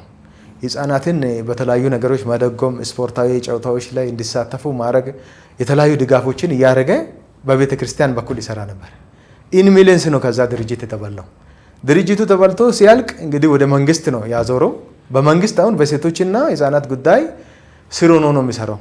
ወጥቷል ተዘርፍ ያሉ ብለው ሌላ ከዛ በኋላ ደግሞ ኮምፓሽን የሚባል ድርጅት ገብቷል። እንግዲህ እዚህ ጋር እነ መጋቢ ደሳለኝም ያውቃሉ። ተዘርፎ ከዛ በኋላ እንደ ኮምፓሽን የተወሰነ የኪስ ሂደት ላይ ለመሄድ ሁላ ሞክሮ ነበር እስከ ዋና ቢሮም። ከዛ በኋላ እንቅስቃሴዎች ተደርጎ ከዛ በኋላ ነገሩ እንዲዳፈን ተደርጓል። እና ሌሎችም አሁን ቅድም ያልነው እና ቤተ ድርጅትም በዚህ ሁኔታ ነው የተበላው። ስለዚህ አሁን ያለው ይሄ ምዝበራ፣ ሌብነቱ፣ አስተዳደራዊ እንግዲህ ብልሽትና አስተዳደራዊ ጥሰቶች ወይም የቶታሊታሪያኒዝም የሚባል ነገር የሚቀጥል ከሆነ ለቤተ ክርስቲያን እጅግ አደጋ ነው። ወንጌል በዚህ ሁኔታ አይሰራም። ወንጌል ማለት ጽድቅን ነው የምናገረው። ወንጌል ማለት እውነትን ነው። ወንጌል ማለት ፊትን ነው የምናገረው። እኛ ያደግነው የተማርነው ወንጌል ይሄኛውን አይደለም። ወንጌልን እኛ እውነትን ነው የተማርነው። እውነት እውነት ነው፣ ሐሰት ሐሰት ነው ብለን ነው የተማርነው። ጤነኛ ወንጌልን ነው ተምረን የመጣ ነው። ዛሬ እያየን ያለነው የጨለማ ስርዓት ቤተክርስቲያንን ሙሉ በሙሉ ወደ መውረስ እየመጣ ነው ያለው። ይሄ ደግሞ ሌላ ጋር መስፋት የለበትም። ሳይቀጠል በቅጠል መቆም አለበት። በቃ ይሄን ነገር ዋጋ የትኛውንም ከፍለን የሚቻሉን አድርገን በእግዚአብሔር እንግዲህ እገዛ መስማር መያዝ አለበት። መስማር መያዝ አለበት። አገልጋይ ስርዓት ይዞ የሚያገለግልበት፣ መሪ ስርዓት ይዞ የሚያገለግልበት፣ ሁሉም በደንብና ስርዓት የሚመላለስበት፣ ተጠርነቱ ለሕዝብና ለእግዚአብሔር የሆነ አስተዳደራዊ ስርዓት መኖር አለበት የሚለውን ልናገር እና በዚህ ያለው አመሰግናለሁ። እንግዲህ ወደ እርስዎ ልምጣና እንግዲህ ከዚህ በኋላ ምን ይጠብቃሉ? እንደምን ቢሆን ጥሩ ነው ብለው ያስባሉ? እንግዲህ መሰረተ ክርስቶስ ቤተክርስቲያን የሸኖ ክልልም ሆነ ሌላው አጠቃላይ መሰረተ ክርስቶስ ቤተክርስቲያን ቆም ብላ ራሷን ማየት ይገባታል ብዬ አስባለሁ። እንዴት እየሰራን ነው፣ ወንጌልን እንዴት እያደረግን ነው የሚለውን ነገር ራሷን ልትፈትሽና መርመራ ሁኔታውን ከመጽሐፍ ቅዱስ አኳያ አይታ ራሷን ብታሻሽልና ለወንጌል እውነት ለመስራት የሚያስችል ህይወት እንድትኖር ይጠበቃል ብዬ አስባለሁ። እንደ ሾኔ ክልል ደግሞ ልመለስና የሾኔ ክልል ይሄ ማዕማጉ የሚባል ጠቅላላይ በኢትዮጵያ ደረጃ መሪዎች አሉ። እነሱ የሾኔን ክልል ወርደው ስራውን እንዴት እንደሚሄድ በዚህ ብልሹ የሆነ የባጀትን መጠቃቀም እንደገና ደግሞ መንፈሳዊ እንቅስቃሴ ምን ይመስላል የሚለውን የሚያጣራ ቡድን ልከው እነዛ ሰዎች እስከ አጥቢያ ታች ድረስ ወርደው እንዲያጣሩና ወደ ትክክለኛው መጽሐፍ ቅዱሳዊ አሰራር እንዲመጣ ቢያደርጉ ብዬ እላለሁ በሀሳቤ። እና ድሮ መሰረተ ክርስቶስ ቤተክርስቲያን ዋናው ቢሮ ታች እስከ አጥቢያ ድረስ ወርዶ ቃለ ጉባኤን ይመረምራል፣ በጀት አጠቃቀምን ያያል፣ ከዛ ስህተት ካለበት አቅጣጫ ያሳይና ይመለሳል። ይሄ በየአመቱ የሚያደርግ ነው ድሮ። አሁን ግን ዋና ቢሮ ክልሉንም እንኳን አይፈትሽም። ክልሉ ምን እንደሰራ እንዳለ ወርዶ አይፈትሽም። ሪፖርት ሰምቶ ብቻ ነው የሚተው። ሪፖርቱ ደግሞ ትክክለኛ ሪፖርት አይደለም፣ የሐሰት ሪፖርት አለ። እሱን ይሰማና ዝም ይላል። ስለዚህ ይሄ መሆን የለበትም። ቤተ ክርስቲያናት መታደስ አለባቸው፣ ሪፎርም መደረግ አለባቸው። ወደ ቀድሞ መሰረተ ክርስቶስ ቤተ ክርስቲያን ቅድም በ1970ዎቹ በ1980ዎቹ ወደ ነበረበት ወደ ቀድሞ ህይወቷ ብትመለስ ይሻላል የሚል ሀሳብ አለኝ። እነዚህም ደግሞ ክልሉ የሾነ ክልል ከተጠያቂነት ራሱን ነፃ በሚያደርግ መንገድ ነው አሁን እየሰራ ያለው። ኃላፊነት ሲሰጠው ከተጠያቂነት ጋር ነው። አሁን መዋቅሩ ሲዋቀር የክልሉ መዋቅር ሲዋቀር ጠያቂ ሰው አይዋቀርም። ዋና ጸሐፊ የሰራን ሁሉን አሜን ብሎ የሚቀበል ሰው ነው እየተዋቀረ ያለው። ብዙ ገንዘብ ሲመዘበር ብዙ ገንዘብ እንትን ይሄን ለምን ሆነ ብሎ የሚጠይቅ የለም። አንድ ጊዜ ብቻ ወጣ። የወጣውን እሱን ከቅድም ዮሴፍ አቶ ዮሴፍ ሽብሩ የሚባሉና መጋቢ በየነ የሚባሉ ይሄ ገንዘብ ትክክለኛ ወንጌል ላይ አልዋለም ብሎ ሲናገሩ እነሱን ወዲያው በነጋታው ያ ስብሰባ ካበቃ በኋላ በሁለተኛ ስራ አስኪያጅን ተሰብስቦ ከሹመት አስወገዳቸው። ስለዚህ ይሄ መሆን የለበትም፣ ከተጠያቂነት ጋር መኖር አለበት። ስለዚህ በትክክለኛ መንገድ ይሁን ነው። ሌላው ደግሞ ምርጫ ላይ ችግር አለ። ምርጫ የአጥቢያዎቹም ሲመረጥ የክልሉም ሲመረጥ ምርጫ ላይ ማጭበርበር አለ። እንዴት ቢባል የክልሉ ደንቡ የሚለው አጥቢያዎቹ ይሰበሰቡና ይጠቁማሉ። ክልል ጠቅላላ መሪ አስተዳደር ጉባኤ ለመምረጥ ክልሉ ጠቅላላ ሽማግሌ ይሰበሰብና ጥቆማ ያቀርባል። በዛ በጥቆማ በቀረቡት ጥቆማ ላይ ድምፅ ይሰጣል። በዛ መሰረት ነው አስተዳደር ጉባኤ የክልል አስተዳደር ጉባኤ የሚመረጠው። ግን ይሄኛው ጻፊ ራሱ ሴሌክት አድርጎ እነዚህን አጽድቆ ብሎ ነው የሚያመጣው። ይሄ ትክክለኛ አሰራርን የጣሰ አሰራር ነው፣ መመሪያን የጣሰ አሰራር ነው። እሱ የክልሉ ነው። ወደ አጥቢያ ስንመጣ ደግሞ የአጥቢያ መሪዎች የሚመረጡት እንግዲህ በምርጫ ቀን የሆነ ብጣሽ ወረቀት ለእያንዳንዱ ጉባኤ ይሰጣል። ጉባኤ ይሰጥና እያንዳንዱ ጉባኤ አንዳንድ ሰው ምረጡ ወይም ጠቁሙ በጽሁፍ አቅርብ ብሎ ይናገራል። ጽሁፍ ያቀርባሉ። ከዛ እነዛ ሰዎች ማለት እነዛ ወረቀት ይሰበሰብና ወደ ሆነ ቦታ አንድ ቢሮ ይገቡና እዛ ላይ ህዝቡ የመረጠው ሌላ፣ እነሱ የሚያቀርቡት ሌላ ነው። እዛ ጋ ነው ስህተት የሚፈጠረው። ስለዚህ ህዝቡ የመረጠው ሌላ፣ እነሱ እዛ ውጪ ወጥተው ከዛ ይሄ ተመርጠዋል ብለው አጽድቆ ማሄድ ነው። ይሄ ማጭበርበር የሚታይበት ሁኔታ ነው የሚለው። ሌላው ደግሞ ቅድም እንዳልኩኝ መሰረተ ክርስቶስ ቤተክርስቲያን ቆም ብላ ቤተክርስቲያን እንግዲህ የክርስቶስ ናት፣ የክርስቶስ አካል ናት። ተልኳ ደግሞ በማቴዎስ 28:19 መሰረት ወንጌልን ለዓለም ሁሉ አድርሱ ነው የሚለው። ስለዚህ ወደዚህ ተልኮ ትክክለኛ ወደዚህ ተልኮ እንድትመጣ ዋና ቢሮም ራሱን ፈትሾ ታች ድረስ ወርዶ እስከ አጥቢያ ድረስ ማውረድ አለበት። ይሄ ቀጠና አድርጌ ያለው ክልል እንትን ብዬ ያለው ብሎ ዝም ማለት የለበትም እና ጉዳዩ የወንጌል ጉዳይ ስለሆነ የነፍሳት ጉዳይ ስለሆነ ይሄንን ታች ወርዶ እነዚህ ብልሹ አሰራር ማስተካከል ይገባል የሚል ሀሳብ ነው ያለኝ። እሺ፣ በመጨረሻ ጥቂት የሚጨምረው ነገር አንደኛ ቅድም ያው ወንጌላዊም እንዳወራው ያው የመጨረሻ ስናጠቃልል አንደኛ ይሄ ብልሹ አሰራር ሙሉ በሙሉ መቀረፍ መስተካከል አለበት። አሁን ያው ይሄ በማሳደድ በማስፈራራት የሚመጣ ነገር የለም። እንግዲህ ከአባልነት እንሰርዛለን ነው የሚሉት እዚህ እና ሌላ ነገር እናደርጋለን ነው የሚሉት። ያው አገልጋይ የሆኑትን እናባረራለን ነው የሚሉት። በዚህ አይነት ሁኔታ መንፈሳዊ አሰራርን መስራት አይቻልም። የበቀል እርምጃዎችን ማካሄድ እንግዲህ ከዓለማዊ ሰው እንጂ ከመንፈሳዊ ሰው አይጠበቅም። ጥያቄው ምንድን ነው? ለምንድን ነው ያነሳው? እውነት ነው ወይ ውሸት ነው ያነሳው የሚባለው ነገር መጣራት አለባት። አሁን ብዙ ሰው እኛ ጋር አሁን ሲጠይቅ እውነተኛ ነገር ነው የሚጠይቀው። እውነተኛ ነገር ለምን ጠየክ ነው የሚባለው። ለምን ጠየክ አይባልም፣ እንዲስተካከል ነው የሚጠይቀው። ስለዚህ እነዚህ ነገሮች መስተካከል አለባቸው።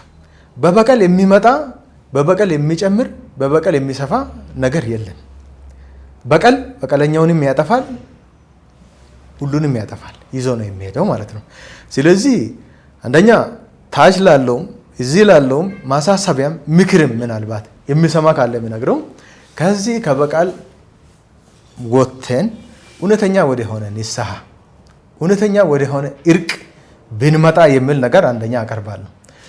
ሁለተኛ እነዚህ አሁን ሰዎች በሾኔ ክልል ላይ በተለይ ምዝመራ የፈጸሙ አስተዳደራዊ በደሎችን የፈጸሙ በምርጫ ያጭበረበሩ ህዝብን በውሸት ያደናገሩ የውሸት ሪፖርቶችን ሲያቀርቡ የቆዩ ሰዎች መጠየቅ አለባቸው። ተጠያቂነት መስፈን አለበት ነው በአንክሮ የምንጠይቀው ጥያቄ ማለት ነው። አሁንም ለመሰረተ ክርስቶስ ቤተክርስቲያን ማዕመጉ እንግዲህ ማዕመጉ የመሪዎች ጉባኤ ጠቅላላ የመሪዎች ጉባኤ ማዕመጉ እና ማጠመጉ የመጨረሻ እንግዲህ አቤቱታ የምናቀርበው ምንድን ነው? እነዚህ ነገሮች በተለይ በሾኔ ክልል ላይ ላለፉት 8 ዓመትና ከዛ በላይ የተሰሩ አስከፊ የሆኑ ስራዎች፣ ምዝበራዎች ታይቶ ተፈትሾ ኦዲት ተደርጎ ወደ እርምጃ እንዲመጣ እንጠይቃለን። እነዚህን ደግሞ ጥሰትን የፈጸሙ ሰዎች ተጠያቂ እንዲሆኑ እንግዲህ በአጽንኦት እንጠይቃለን። አመሰግናለሁ። ቅድም ምናልባት የበቀል ጉዳይ አንስተሃል። የሆነ ነገር ይደርስብናል ብላችሁ ትሰጋላችሁ እንዴ? አዎ ያው የሚወራ ነገር አለ። ያው በቅርብ ጊዜ ያው በእኔም የተባለ ነገር አለ። እንግዲህ እኔ የማመልከው እንግዲህ አጥቢያ አለ። እንግዲህ መሪ ሆኜ ሰርቻለሁ። ከዚህ በፊት መሪ ሆኜ ሰርቻለሁ። መሪ ሆኜ እንግዲህ ሰርቼ እንግዲህ 2 ቦታ መሪ ሆኜ ሰርቻለሁ። ይታወቃል። በቅርብ ጊዜ ባለፈው 15 ቀን ነው ያው ወንድም እከሌ ተብሎ በስም ተጠቅሶ እየተንቀሳቀሰ ያለው እንቅስቃሴ ያው ከመስማር የወጣ ስለሆነ የምትመክሩ ሰዎች ምከሩ፣ ተጣርቶ ይምጣ፣ ከአባልነት እንሰርዛለን የሚል ነገር ተናግሯል። እንግዲህ ከአባልነት ስረዛ ፈርቼ እውነትን መደበቅ አልችልም። እውነት ነው፣ እውነት አይሻልም። ስለዚህ ከአባልነት ልትሰረዝ ትችላለህ። አዎ እሱን ነው ያው እያሉ ያሉት። እንግዲህ ከሰረዙም ያለውን ነገር እያየን እንቀጥላለን። ይሄ ደግሞ ጥቃት ሊደርስብኝ ይችላል ብለህ ትሰጋለህ? ሌላ እንግዲህ አላውቅም። ያው እስካሁን ያለው እኔ የመንግስት ስራ ነው የሚሰራው። ስለዚህ ሌሎችን ምናልባት ሌላ ነገር ሊያደርጉ ይችላሉ። የኔን አሁን አባልነት እንደው የት ነው ያለው ተብሎ ተጠይቋል። ሪፖርታንቱ እንሰርዛለን የሚል አይነት ነገር ነው። በዚህ አይነት አካሄድ ደግሞ ወንጌል አይሰራም። በዚህ አይነት ስራ ጤናማ የሆነውን መንፈሳዊ ስራ መስራት ስለማይቻል ከዚህ ወደ ቀልባቸው ቢመለሱ እውነተኛ ወደ ሆነ ክርስቲያናዊ ወደ ሆነ እሴት ጤናማ ወደ ሆነው ሁኔታ ቢመጡ ይላል። መልካም። እርሶስ ስጋት አሉት የሆነ ነገር ይደርስብኛል ብለው? የሆነ ነገር ስጋት ይደርስብኛል የሚለው ሊደርስ ይችላል። ቢደርስም ደግሞ የሚያስፈራም አይደለም። መጀመሪያ በሐዋርያቶች ላይ የደረሰ ሊሆን ይችላል፣ በክርስቶስ ላይም የደረሰ ሊሆን ይችላል።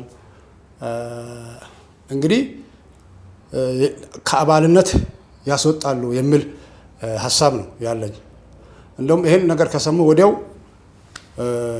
እርምጃ ሊወስዱ ይችላሉ። ደስታዬ ነው።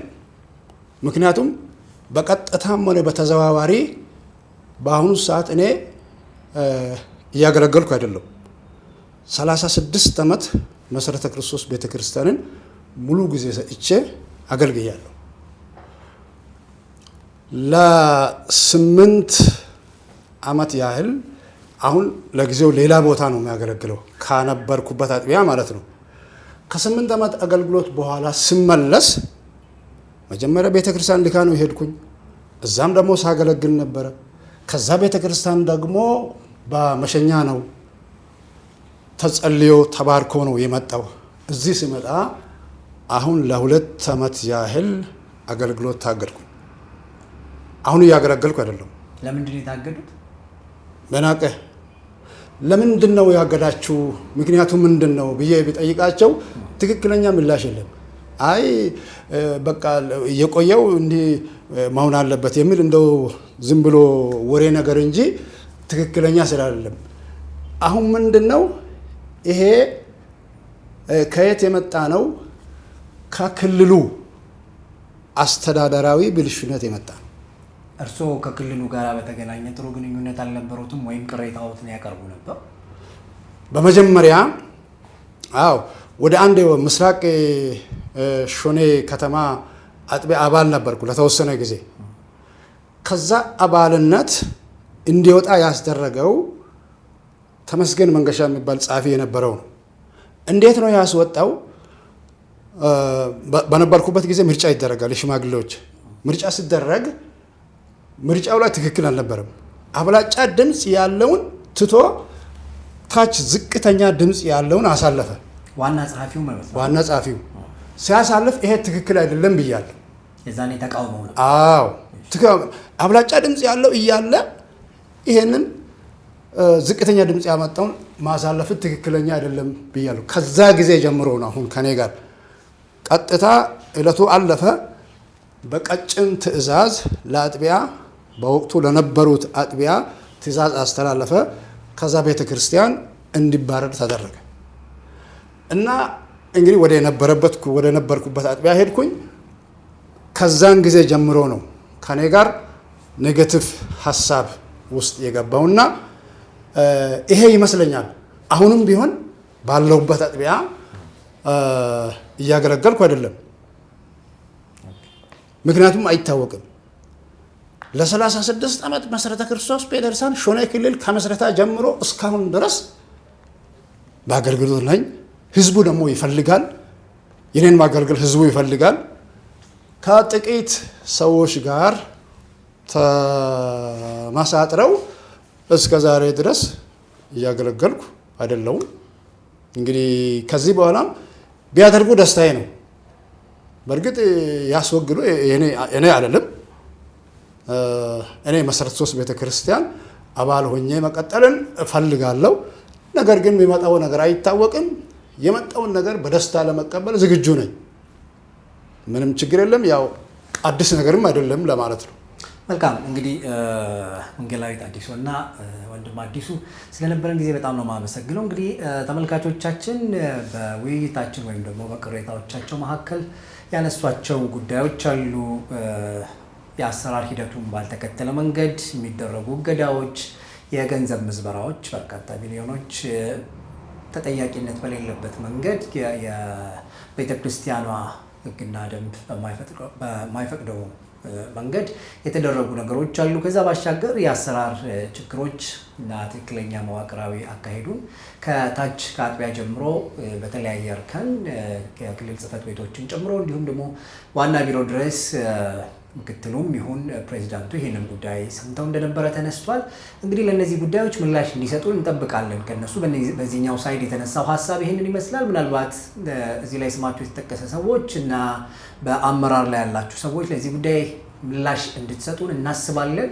ካልሆነ ግን ጉዳዩ ያው በአንደኛው በኩል ብቻ ተሰምቶ ልክ ነው ተብሎ ሊታሰብ ይችላል። ስለዚህ ልክ አይደለም ግን ተቃውሟለን ብላችሁ የምታስቡ ከሆነ ግን በዚሁ ጉዳይ ላይ እናንተንም ሀሳብ መስማት እንፈልጋለን። ጉዳዮች እንዲጠሩ ወደ ትክክለኛ መንገድ እንዲመጣ ቤተክርስቲያንም እንደ ስሟ ቤተክርስቲያን እንድትሆን ከዛ ባሻገር ደግሞ ቤተክርስቲያን እንደሚታወቀው ቅዱሳት መጽሐፍትም እንደሚሉት በዋናነት የእግዚአብሔር ልጅ ከዛ ባሻገር ደግሞ የአጠቃላይ የምእመኑ እንደሆነች ደግሞ ይታወቃል። ስለዚህ የተወሰኑ ሰዎች የሚያዙበትና የተወሰኑ ሰዎች ጉልበታቸውን የሚያሳዩበት መሆን የለበትም። የአሰራር ጉዳዮች መከበር እንዳለባቸው እናምናለን። ምክንያቱም ፍትህ ለሁሉም ስለሚያስፈልግ ማለት ነውና የቤተ ክርስቲያኒቱ መሪዎች ይህንን ሊያደርጉ እንደሚችሉ ተስፋ እናደርጋለን። ሀሳቦቻችሁን እንጠብቃለን። አንድ ሰው እናስገባላቸዋለን። ስማቸውን ማንጠቅሰው ለራሳቸው ደህንነት ሲባል ነው። እንዲጠቀስ ስማቸው ስላልፈለጉ ስማቸው ከተጠቀሰ ሌላ ጉዳይ ሊፈጠር ይችላል ተብሎ ስለታሰበ ነው። ለሱ እንግዲህ ይቅርታ እንጠይቃለን። ጉዳዩ እንግዲህ ያለበትንም ደረጃ አመላካችም ሊሆን ይችላል። ለማንኛውም እሳቸውን እናስገባና በእሳቸው በኩል ደግሞ ያለውን እውነት እንሰማለን። አብራችሁን ቆዩ።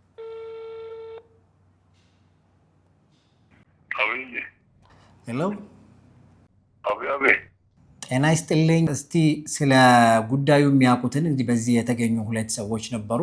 እርስዎ ከጉዳዩ ጋር በተገናኘ የሚያውቁትን ነገር እስቲ ጥቂት ይንገሩ። እኛ ክልሉ ላይ የነበረው ሾኔ ክልል የነበረው ችግሮችን በሚመለከት ነው ማስቀመጥ ይፈልገው። እሺ፣ ስታፈኖ ከጀመረበት 8 ዓመታት ለቆየበት ጊዜ የተከሰቱ ክስተቶች አንድ ክልሉ ላይ ገንዘብ እንዲሆን አስተዳደራዊ ጉዳዮችን በሚመለከት ትልቅ ተጽዕኖ ያሳደሩበት ጉዳዮች ነበሩ። ከ7 ተከታታይ ዓመት ስራዎች ያለው ለክልሉ ስራ አስኪያጅ ደግሞ ከቲቲአይ ማምርነት ነው የመጣ። ከቲቲአይ ማምርነት መጥቶ እዚህ ክልል ከገባ በኋላ ዋና ጸሐፊ ከሆነ በኋላ በአንድና በ2 ዓመት ውስጥ ያልተጠበቁ የገንዘብ ወይም የኑሮ ለውጥ ያልተጠበቀው ባድማ ቆርቆሮ በእብነበረድ ሰርተዋል። ያልተጠበቀው በ8 ዓመት ውስጥ የማይታል ያልተጠበቀው ለውጥ ታይቷል። ይህ ሁሉ የገንዘቡ ምንጭ ከኢኮኖሚ የሀብት ምንጭ ከየት ነው? እስኪ ይሄ አጠራጥሮ የሂሳብ ጉዳይ ሌላ ጊዜ ይኖራል ብለው አጀንዳ አዳር እንደሆነ ተደረገ። እሺ፣ ከዛ በኋላ ከዛ ተነስቶ የሚገርም ነገር ነው። ትልቅ ለውጥ ተፈጥሯል። እዚህ እንዴት ይህን ጉዳይ ቀሰቀስ በሚለው የተነሳው ሀሳብ አገልግሎትን ማገድ፣ የማሳደር 19 ሐኪሞችን ጠር ሻመዱ ጻፍነት እና አባልነት የወንድማችን ዮሴፍን ጨምሮ እቅድ ተጻፈት። የእርስዎንም ጨምሮ ማለት ነው? እኔም ጨምሮ ከባልነት ማለትም ከኪያማጉ አባልነት እና ጻፍነት አገዱን። ከዛ በኔ ላይ ደግሞ 3 ዓመት ሙሉ አገልግሎት እንዳገለግል የሚል ጽሁፍ ደብዳቤ ተበተነ። ከዛ በኋላ ዚማ ዋና ቢሮ በዛ ጉዳይ ላይ እስከ ዋና ቢሮ ሄጃለሁ። ዋና ቢሮ ሄደን አቤቱታ ስናቀርብ ክልሉ እየተበዘበዛ ነው፣ ባጀት እየተዘረፋ ነው ስንል ቢሮ ሄደን ስንል መጋቢ ቀርቤሳ ለማስተናገድ ከቢሮ ወጣኛ ቆመን እያለ መጋቢ ቀልቤሳ ምንድነው ኃላፊነታቸው? ዋና ቢሮ ምክትል ፕሬዝዳንቱ። እሺ፣ ስለዚህ አሰናበቷችሁ ወይም ደግሞ መግባታችሁን ተባላችሁ? አዎ፣ አጨናግፎን ቢሮውን ሰጥቶ ለራሱ ሲሄድ አዲስ አበባ ከተማ አድረን በሁለተኛ ቀን ይለን መጣን። በመጠነው ሳምንት ባልሞላ ውስጥ አስቸኳይ ስብሰባ ተጠርቶ እገዳ ተጻፈ በኛ ላይ እንድንወገድ፣ አገልግሎት እንድናቆም ብዙ ተጽዕኖ ደረሰብን። በደብዳቤ የነበረ ጥያቄ ያቀረባችሁት ለዋናው ቢሮ? ስናቀርብ እሱን ቢስልም በሌላ መንገድ ደግሞ ለማመጉ አቀረብ ነው። ለማመጉ በምን መንገድ ነበር ያቀረባችሁት? ማመጉም አስተካክሎ ምንም ውጤት አልሰጠንም። ለእናጠና ላይ ብሎ ተመልሶ 3 ሰዎች አልቤሳና ሰብራላ ላላከመቹ 3 መጥቶ ግን ምንድነው ስልጣናቸው እነዚህ 3 ሰዎች? ቀልቤሳ ምክትል ፕሬዝዳንት ነው። ሰብራላ የእረኝነት ዳይሬክተር ነው። 3ኛው ሰው ገመቹ ደግሞ የዋና ቢሮ አስተዳደር ክፍል ኃላፊ ነው። ስለዚህ በዋና ቢሮ ትልቅ ስልጣን የነበራቸው ሰዎች ነው የመጡት የነበረው። ከዛ በኋላ ምን ሆነ? መጥተው ገምግሞ አጥንቶ ከዛ በኋላ ሲሄዱ ምንም መፍትሄ ሳይሰጡ የራሳቸው እርምጃ በእነሱ ለውሰዱ ነገሩ ዝም ብሎ ነው የጠየቁት በሚለው አስባብሎ ጥሎ ሄዱ። ምንም መፍትሄ አልተሰጠም ማለት ነው በጊዜው። ይገዛዛቡ በኛ ላይ ይገዛዛቡና ይገለሉ ከስልጣን ከአገልግሎት ይታገዱ በሚለው ለኪያማጉ ለቀሩ ሰዎች መመሪያ ሰጥቶ ለራሳቸው አዲስ አበባ ገቡ። ከዛ በኋላ ምን ሆነ? ከዛ በኋላ ምንም እርምጃ 3 ዓመት በኔ ላይ በዛኛውም ሰውየው ለ3 ዓመት እንዳገለግሉ መሪ እንዳይሆኑ ለአገልግሎት እንዳይወጡ የእስረኞች አደረጉ። እሺ፣ የማዕመጉስ ምንም አይነት ምላሽ? ማዕመጉ ምንም መልስ አልሰጠም፣ ውጤት አልሰጠም። ስንቴ ደብዳቤ ይሆናል፣ ስንቴ ጭሆናል፣ ምንም ውጤት አልሰጠም። ምንም ምላሽ የለም። ይገዳ ነው ጻፉ በኛ ላይ ክልሉን አፍርሳቸዋል ብሎ ይገዳ ነው ጻፉ በኛ ላይ። እሺ ምንም ምላሽ አይሰጡ። ሂሳብ ይደረግ ኦዲት ይደረግ ያለበት ነገር ይታወቅ። የጠየቁት ሰዎቹ የጥያቄው ምላሽ ያገኙ አላሉ። በእኛ ላይ ግጥ ነው የጻፉት። ዘመቻ ነው ያካሄዱት። ይሄ የሆነው መቼ ነበረ?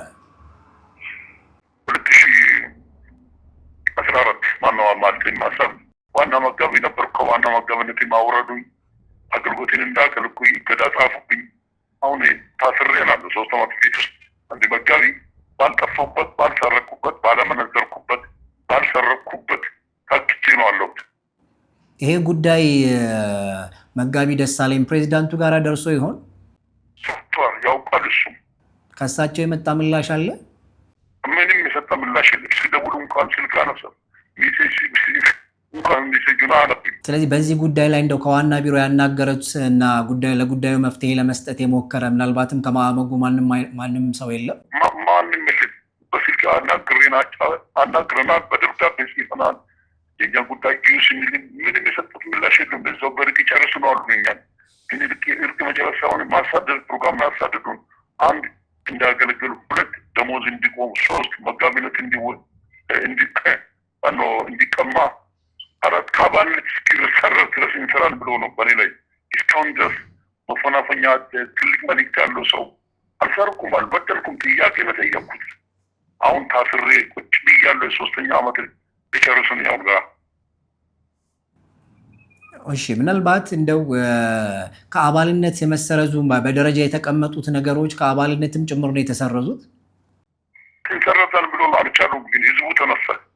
የአጥባይቱ የሚያገለግሉ ተነስቶ እስከ 1 ሰምኩ ሲል ህዝቡን ፈርተው ነው ዝማሩት። ከባርነት ሊሰረዙ ሞክሩ። ስለዚህ አሁን የአገልግሎቱ ሁኔታ ቤት ነው ያሉት። ግን ቤተክርስቲያን ግን ሄደው ማምለክ አልተከለከሉም። እስካሁን አልከለከለም። ቤተክርስቲያን ደሞዝንም ትከፍላለች። በቤተክርስቲያን ውስጥ በዝቅተኛ ቦታ ቁጭ ብዬ ያከለክላለሁ። እሱንም ህዝቡ ተነስቶ ነው እስኪ 1 ሰው ሊቁት ብሎ በህዝቡ ጩኸትና ድጋፍ ነው የቆየሁት። በእነሱ ምንማ የለውም። ሌላ አቅጣጫ ሁሉ ቤተክርስቲያናት ወንጌላዊ ህብረት ቤተክርስቲያናት ህብረት ሰብሳቢ ነበር። ከዛም ሁሉ አወረዱኝ። በጣም ትልቅ ተጽዕኖ ውስጥ ነው ያለሁት። ስለዚህ ለህይወቴ በጌታ እጅ ህይወቴ እንዳይበላሽ በግል እየጸለይኩ ነው ያለሁት። ምናልባት ከዚህ በኋላ ጉዳዩ ይፈታል የሚል ተስፋ አለዎት ይሆን? ተስፋ እንግዲህ የማገልገል ተስፋው ምናልባት 3 ዓመቱ ሲያልቅ ምን እንደምሉ ባላውቅም እንግዲህ እየጸለይኩ ነኝ። እግዚአብሔር የሚናገረኝ ነገር አለ። ትልቅ አገልግሎት በር እንዳለ እግዚአብሔር የተደበቁን መዝገብ እንደሚፈትሽ ሰፊ ተስፋ አለኝ። ጌታ ይመስገን። 3 ዓመቱ መቼ ነው የሚጠናቀቀው? 3 ዓመት ብሏሉ። 3 ዓመት ቀርቶ 4 ዓመትም ሊደርስ እያሉ ይልቱብኛል። በጣም የተባለው 3 ዓመት መቼ ነው የሚጠናቀቀው? ገና መጪ የካቲት ላይ ነው 2019 ላይ የሚያልቀው መሰለኝ። እንደው በመጨረሻ ማለት የሚፈልጉት ሀሳብ ካለ እሱ እንስማና እናጠቃለን። የመጨረሻው ሀሳብ ደግሞ ከዚህ እኛን ያሳደደውን እኛን በዲሞሽን እሱን በፕሮሞሽን ዋና ቢሮ እና ደሳለኝ ለቀረቤሳ ተመስገን መንገሻን ወስዶ ማለትም የዋና ቢሮ ዳይሬክተር አድርጎ ሾመዋል። እሱን ጓደኞቹ ነግረውኛል። ስለሱ ምን ተሰማሁት? ሌባ የተባለውን ሰው፣ ሰራፊ የተባለውን ሰው፣ ሌላ የሰራውን ከተማ 10 ቦታ ቤታ የገዛውን ሰው ሌባ ነው ኦዲት ሲደረግ አይት ስንል በፕሮሞሽን ወስዶ ዋና ቢሮ ዳይሬክተር አድርጓሉ። ሲያደርጉ እዚህ ደግሞ እየሰራ ነው። አሁንም እጁን ዘርግቶ አጥቢዎችን ክልሎችን እያተረማመሳ ነው ያለው። የእሱ ጓደኛ የተባለውን አየና ገትሶን የተባለውን ሰው የቀጠናው ሰብሳቢ፣ የክልሉ ኪያመጉ ሰብሳቢ፣ የእኛ የትልቁ አጥቢያ ሰብሳቢ በማድረግ ሁሉም ነገር ኮንትሮልን እንዲያደርጉ የራሳቸውን የራሱ ጠላቴዎችን ቡድኖችን በማሰማራት በእኛ ላይ የካድሬ ስራ እያሰራ አፈና እያደረሰብን ነው። ለህግ እናቀርባለን እያስፈራሩን ነው። በጣም ይሄ ነው የማይባል ስራዎች እየተሰራ ነው። ክልሉ ደግሞ እየተማራ መጋቢያን ትልልቅ መንፈሳዊ ቀዳሚ አባቶች እያሉ አየለን እንደገና ዲፕሎማ ማለት ዲግሪ ተብሎ ትምህርት ቤት ላይ ወላይታ ከፍሎ እያስተማሩ ቲካይ ነበር። አሁን ደግሞ መልሶ በይዛባ ተመስገን ቦታ ላይ ሊያስቀምጡ የክልሉ ዋና ጸሐፊ እንዲሆን አሁን ሁሉም ነገር ኮንትሮል አድርጎ የሚያንቀሳቅሰው አየላ ነው። በተመስገን እጅ በተመስገን ድጋፍ እኛ አፍ እያለን አፍ የሌለን መናገር ስንችል እንዳንናገር ትባረራለች፣ ትወገዳለች እየተባለን መሪዎች፣ ሰብሳቢ፣ አገልጋዮች በሙሉ በክልል ያሉ በክልል ዙሪያ ያሉ ሁሉ በፍርሃት ውስጥ ነው ያለ ነው። እግዚአብሔር ይህንን መቼ እንደሚፈርድ ብለን እየጸለይን ነው። ክልሉ ዝቀት ውስጥ ያለው መንፈሳዊ ዝቀት ውስጥ ተጽዕኖ ውስጥ ነው ያለው። ይህ ጉዳይ ምናልባት እንደጠየቀውም ግብ ላይ የሚደርስ ከሆነ እግዚአብሔር እንደተናገረው ያደርጋል ብዬ አስባለሁ። ይህንን ጭፋት ይህንን እንባ ተሰማዩ ነው እግዚአብሔር ይመልከት ብለን መናገር ስንችል እንደማይናገር ሰው ሆነናል እና ጉዳዩን አሁንም እንደጀመራችሁት ይሄ ወንድሞች ዶክተር ስዩም ሌሎች ወንድሞችም እንደጀመሩ ግብ የሚያደርሱ ከሆነ መተሶስ በዚህ ሰዓት ያለችበት ሁኔታ ሲኦል ውስጥ ነው ብዬ ነው የሚያልፈው። በዚህ ጉዳይ ላይ እነዚህን አይነት ነገሮች በማድረጉ ለህይወቱ ስጋት አለዎት እንዴ? ዚት አለ። አሁንም ራሱ መናገር በዛብ ልናገር ያልኩት ደሞዝ ላይ ተጽዕኖ ሊያመጡ ደሞዝን ማቆማልን ይላሉ። መጋበል ብንችላለ እያሉ ያስካሩናል። ትልቅ ተጽዕኖ ውስጥ ነው አለ ነው። እንግዲህ ክቡራን ተመልካቾቻችን በዚህ ጉዳይ ላይ ሀሳብ የሰጡን ሰው ስማቸውን ጠቅሰን ነበር ያወራናቸው፣ ግን ስማቸው እንዲጠቀስ አልፈለጉም። ምክንያቱም ከስማቸው ጋር ተያይዞ የሚደርስባቸው ችግር እንዳለ ስለገለጹልን ስማቸውን አንጠቅስም። ግን ስለሰጡን ማብራሪያ ከልብ እናመሰግናለን። በቀጣይ ደግሞ በሌሎች ከዚህ ጋር በተገናኙ ሀሳቦች እንገናኛለን። አብራችሁን ስለቆያችሁ እናመሰግናለን። ሰላም።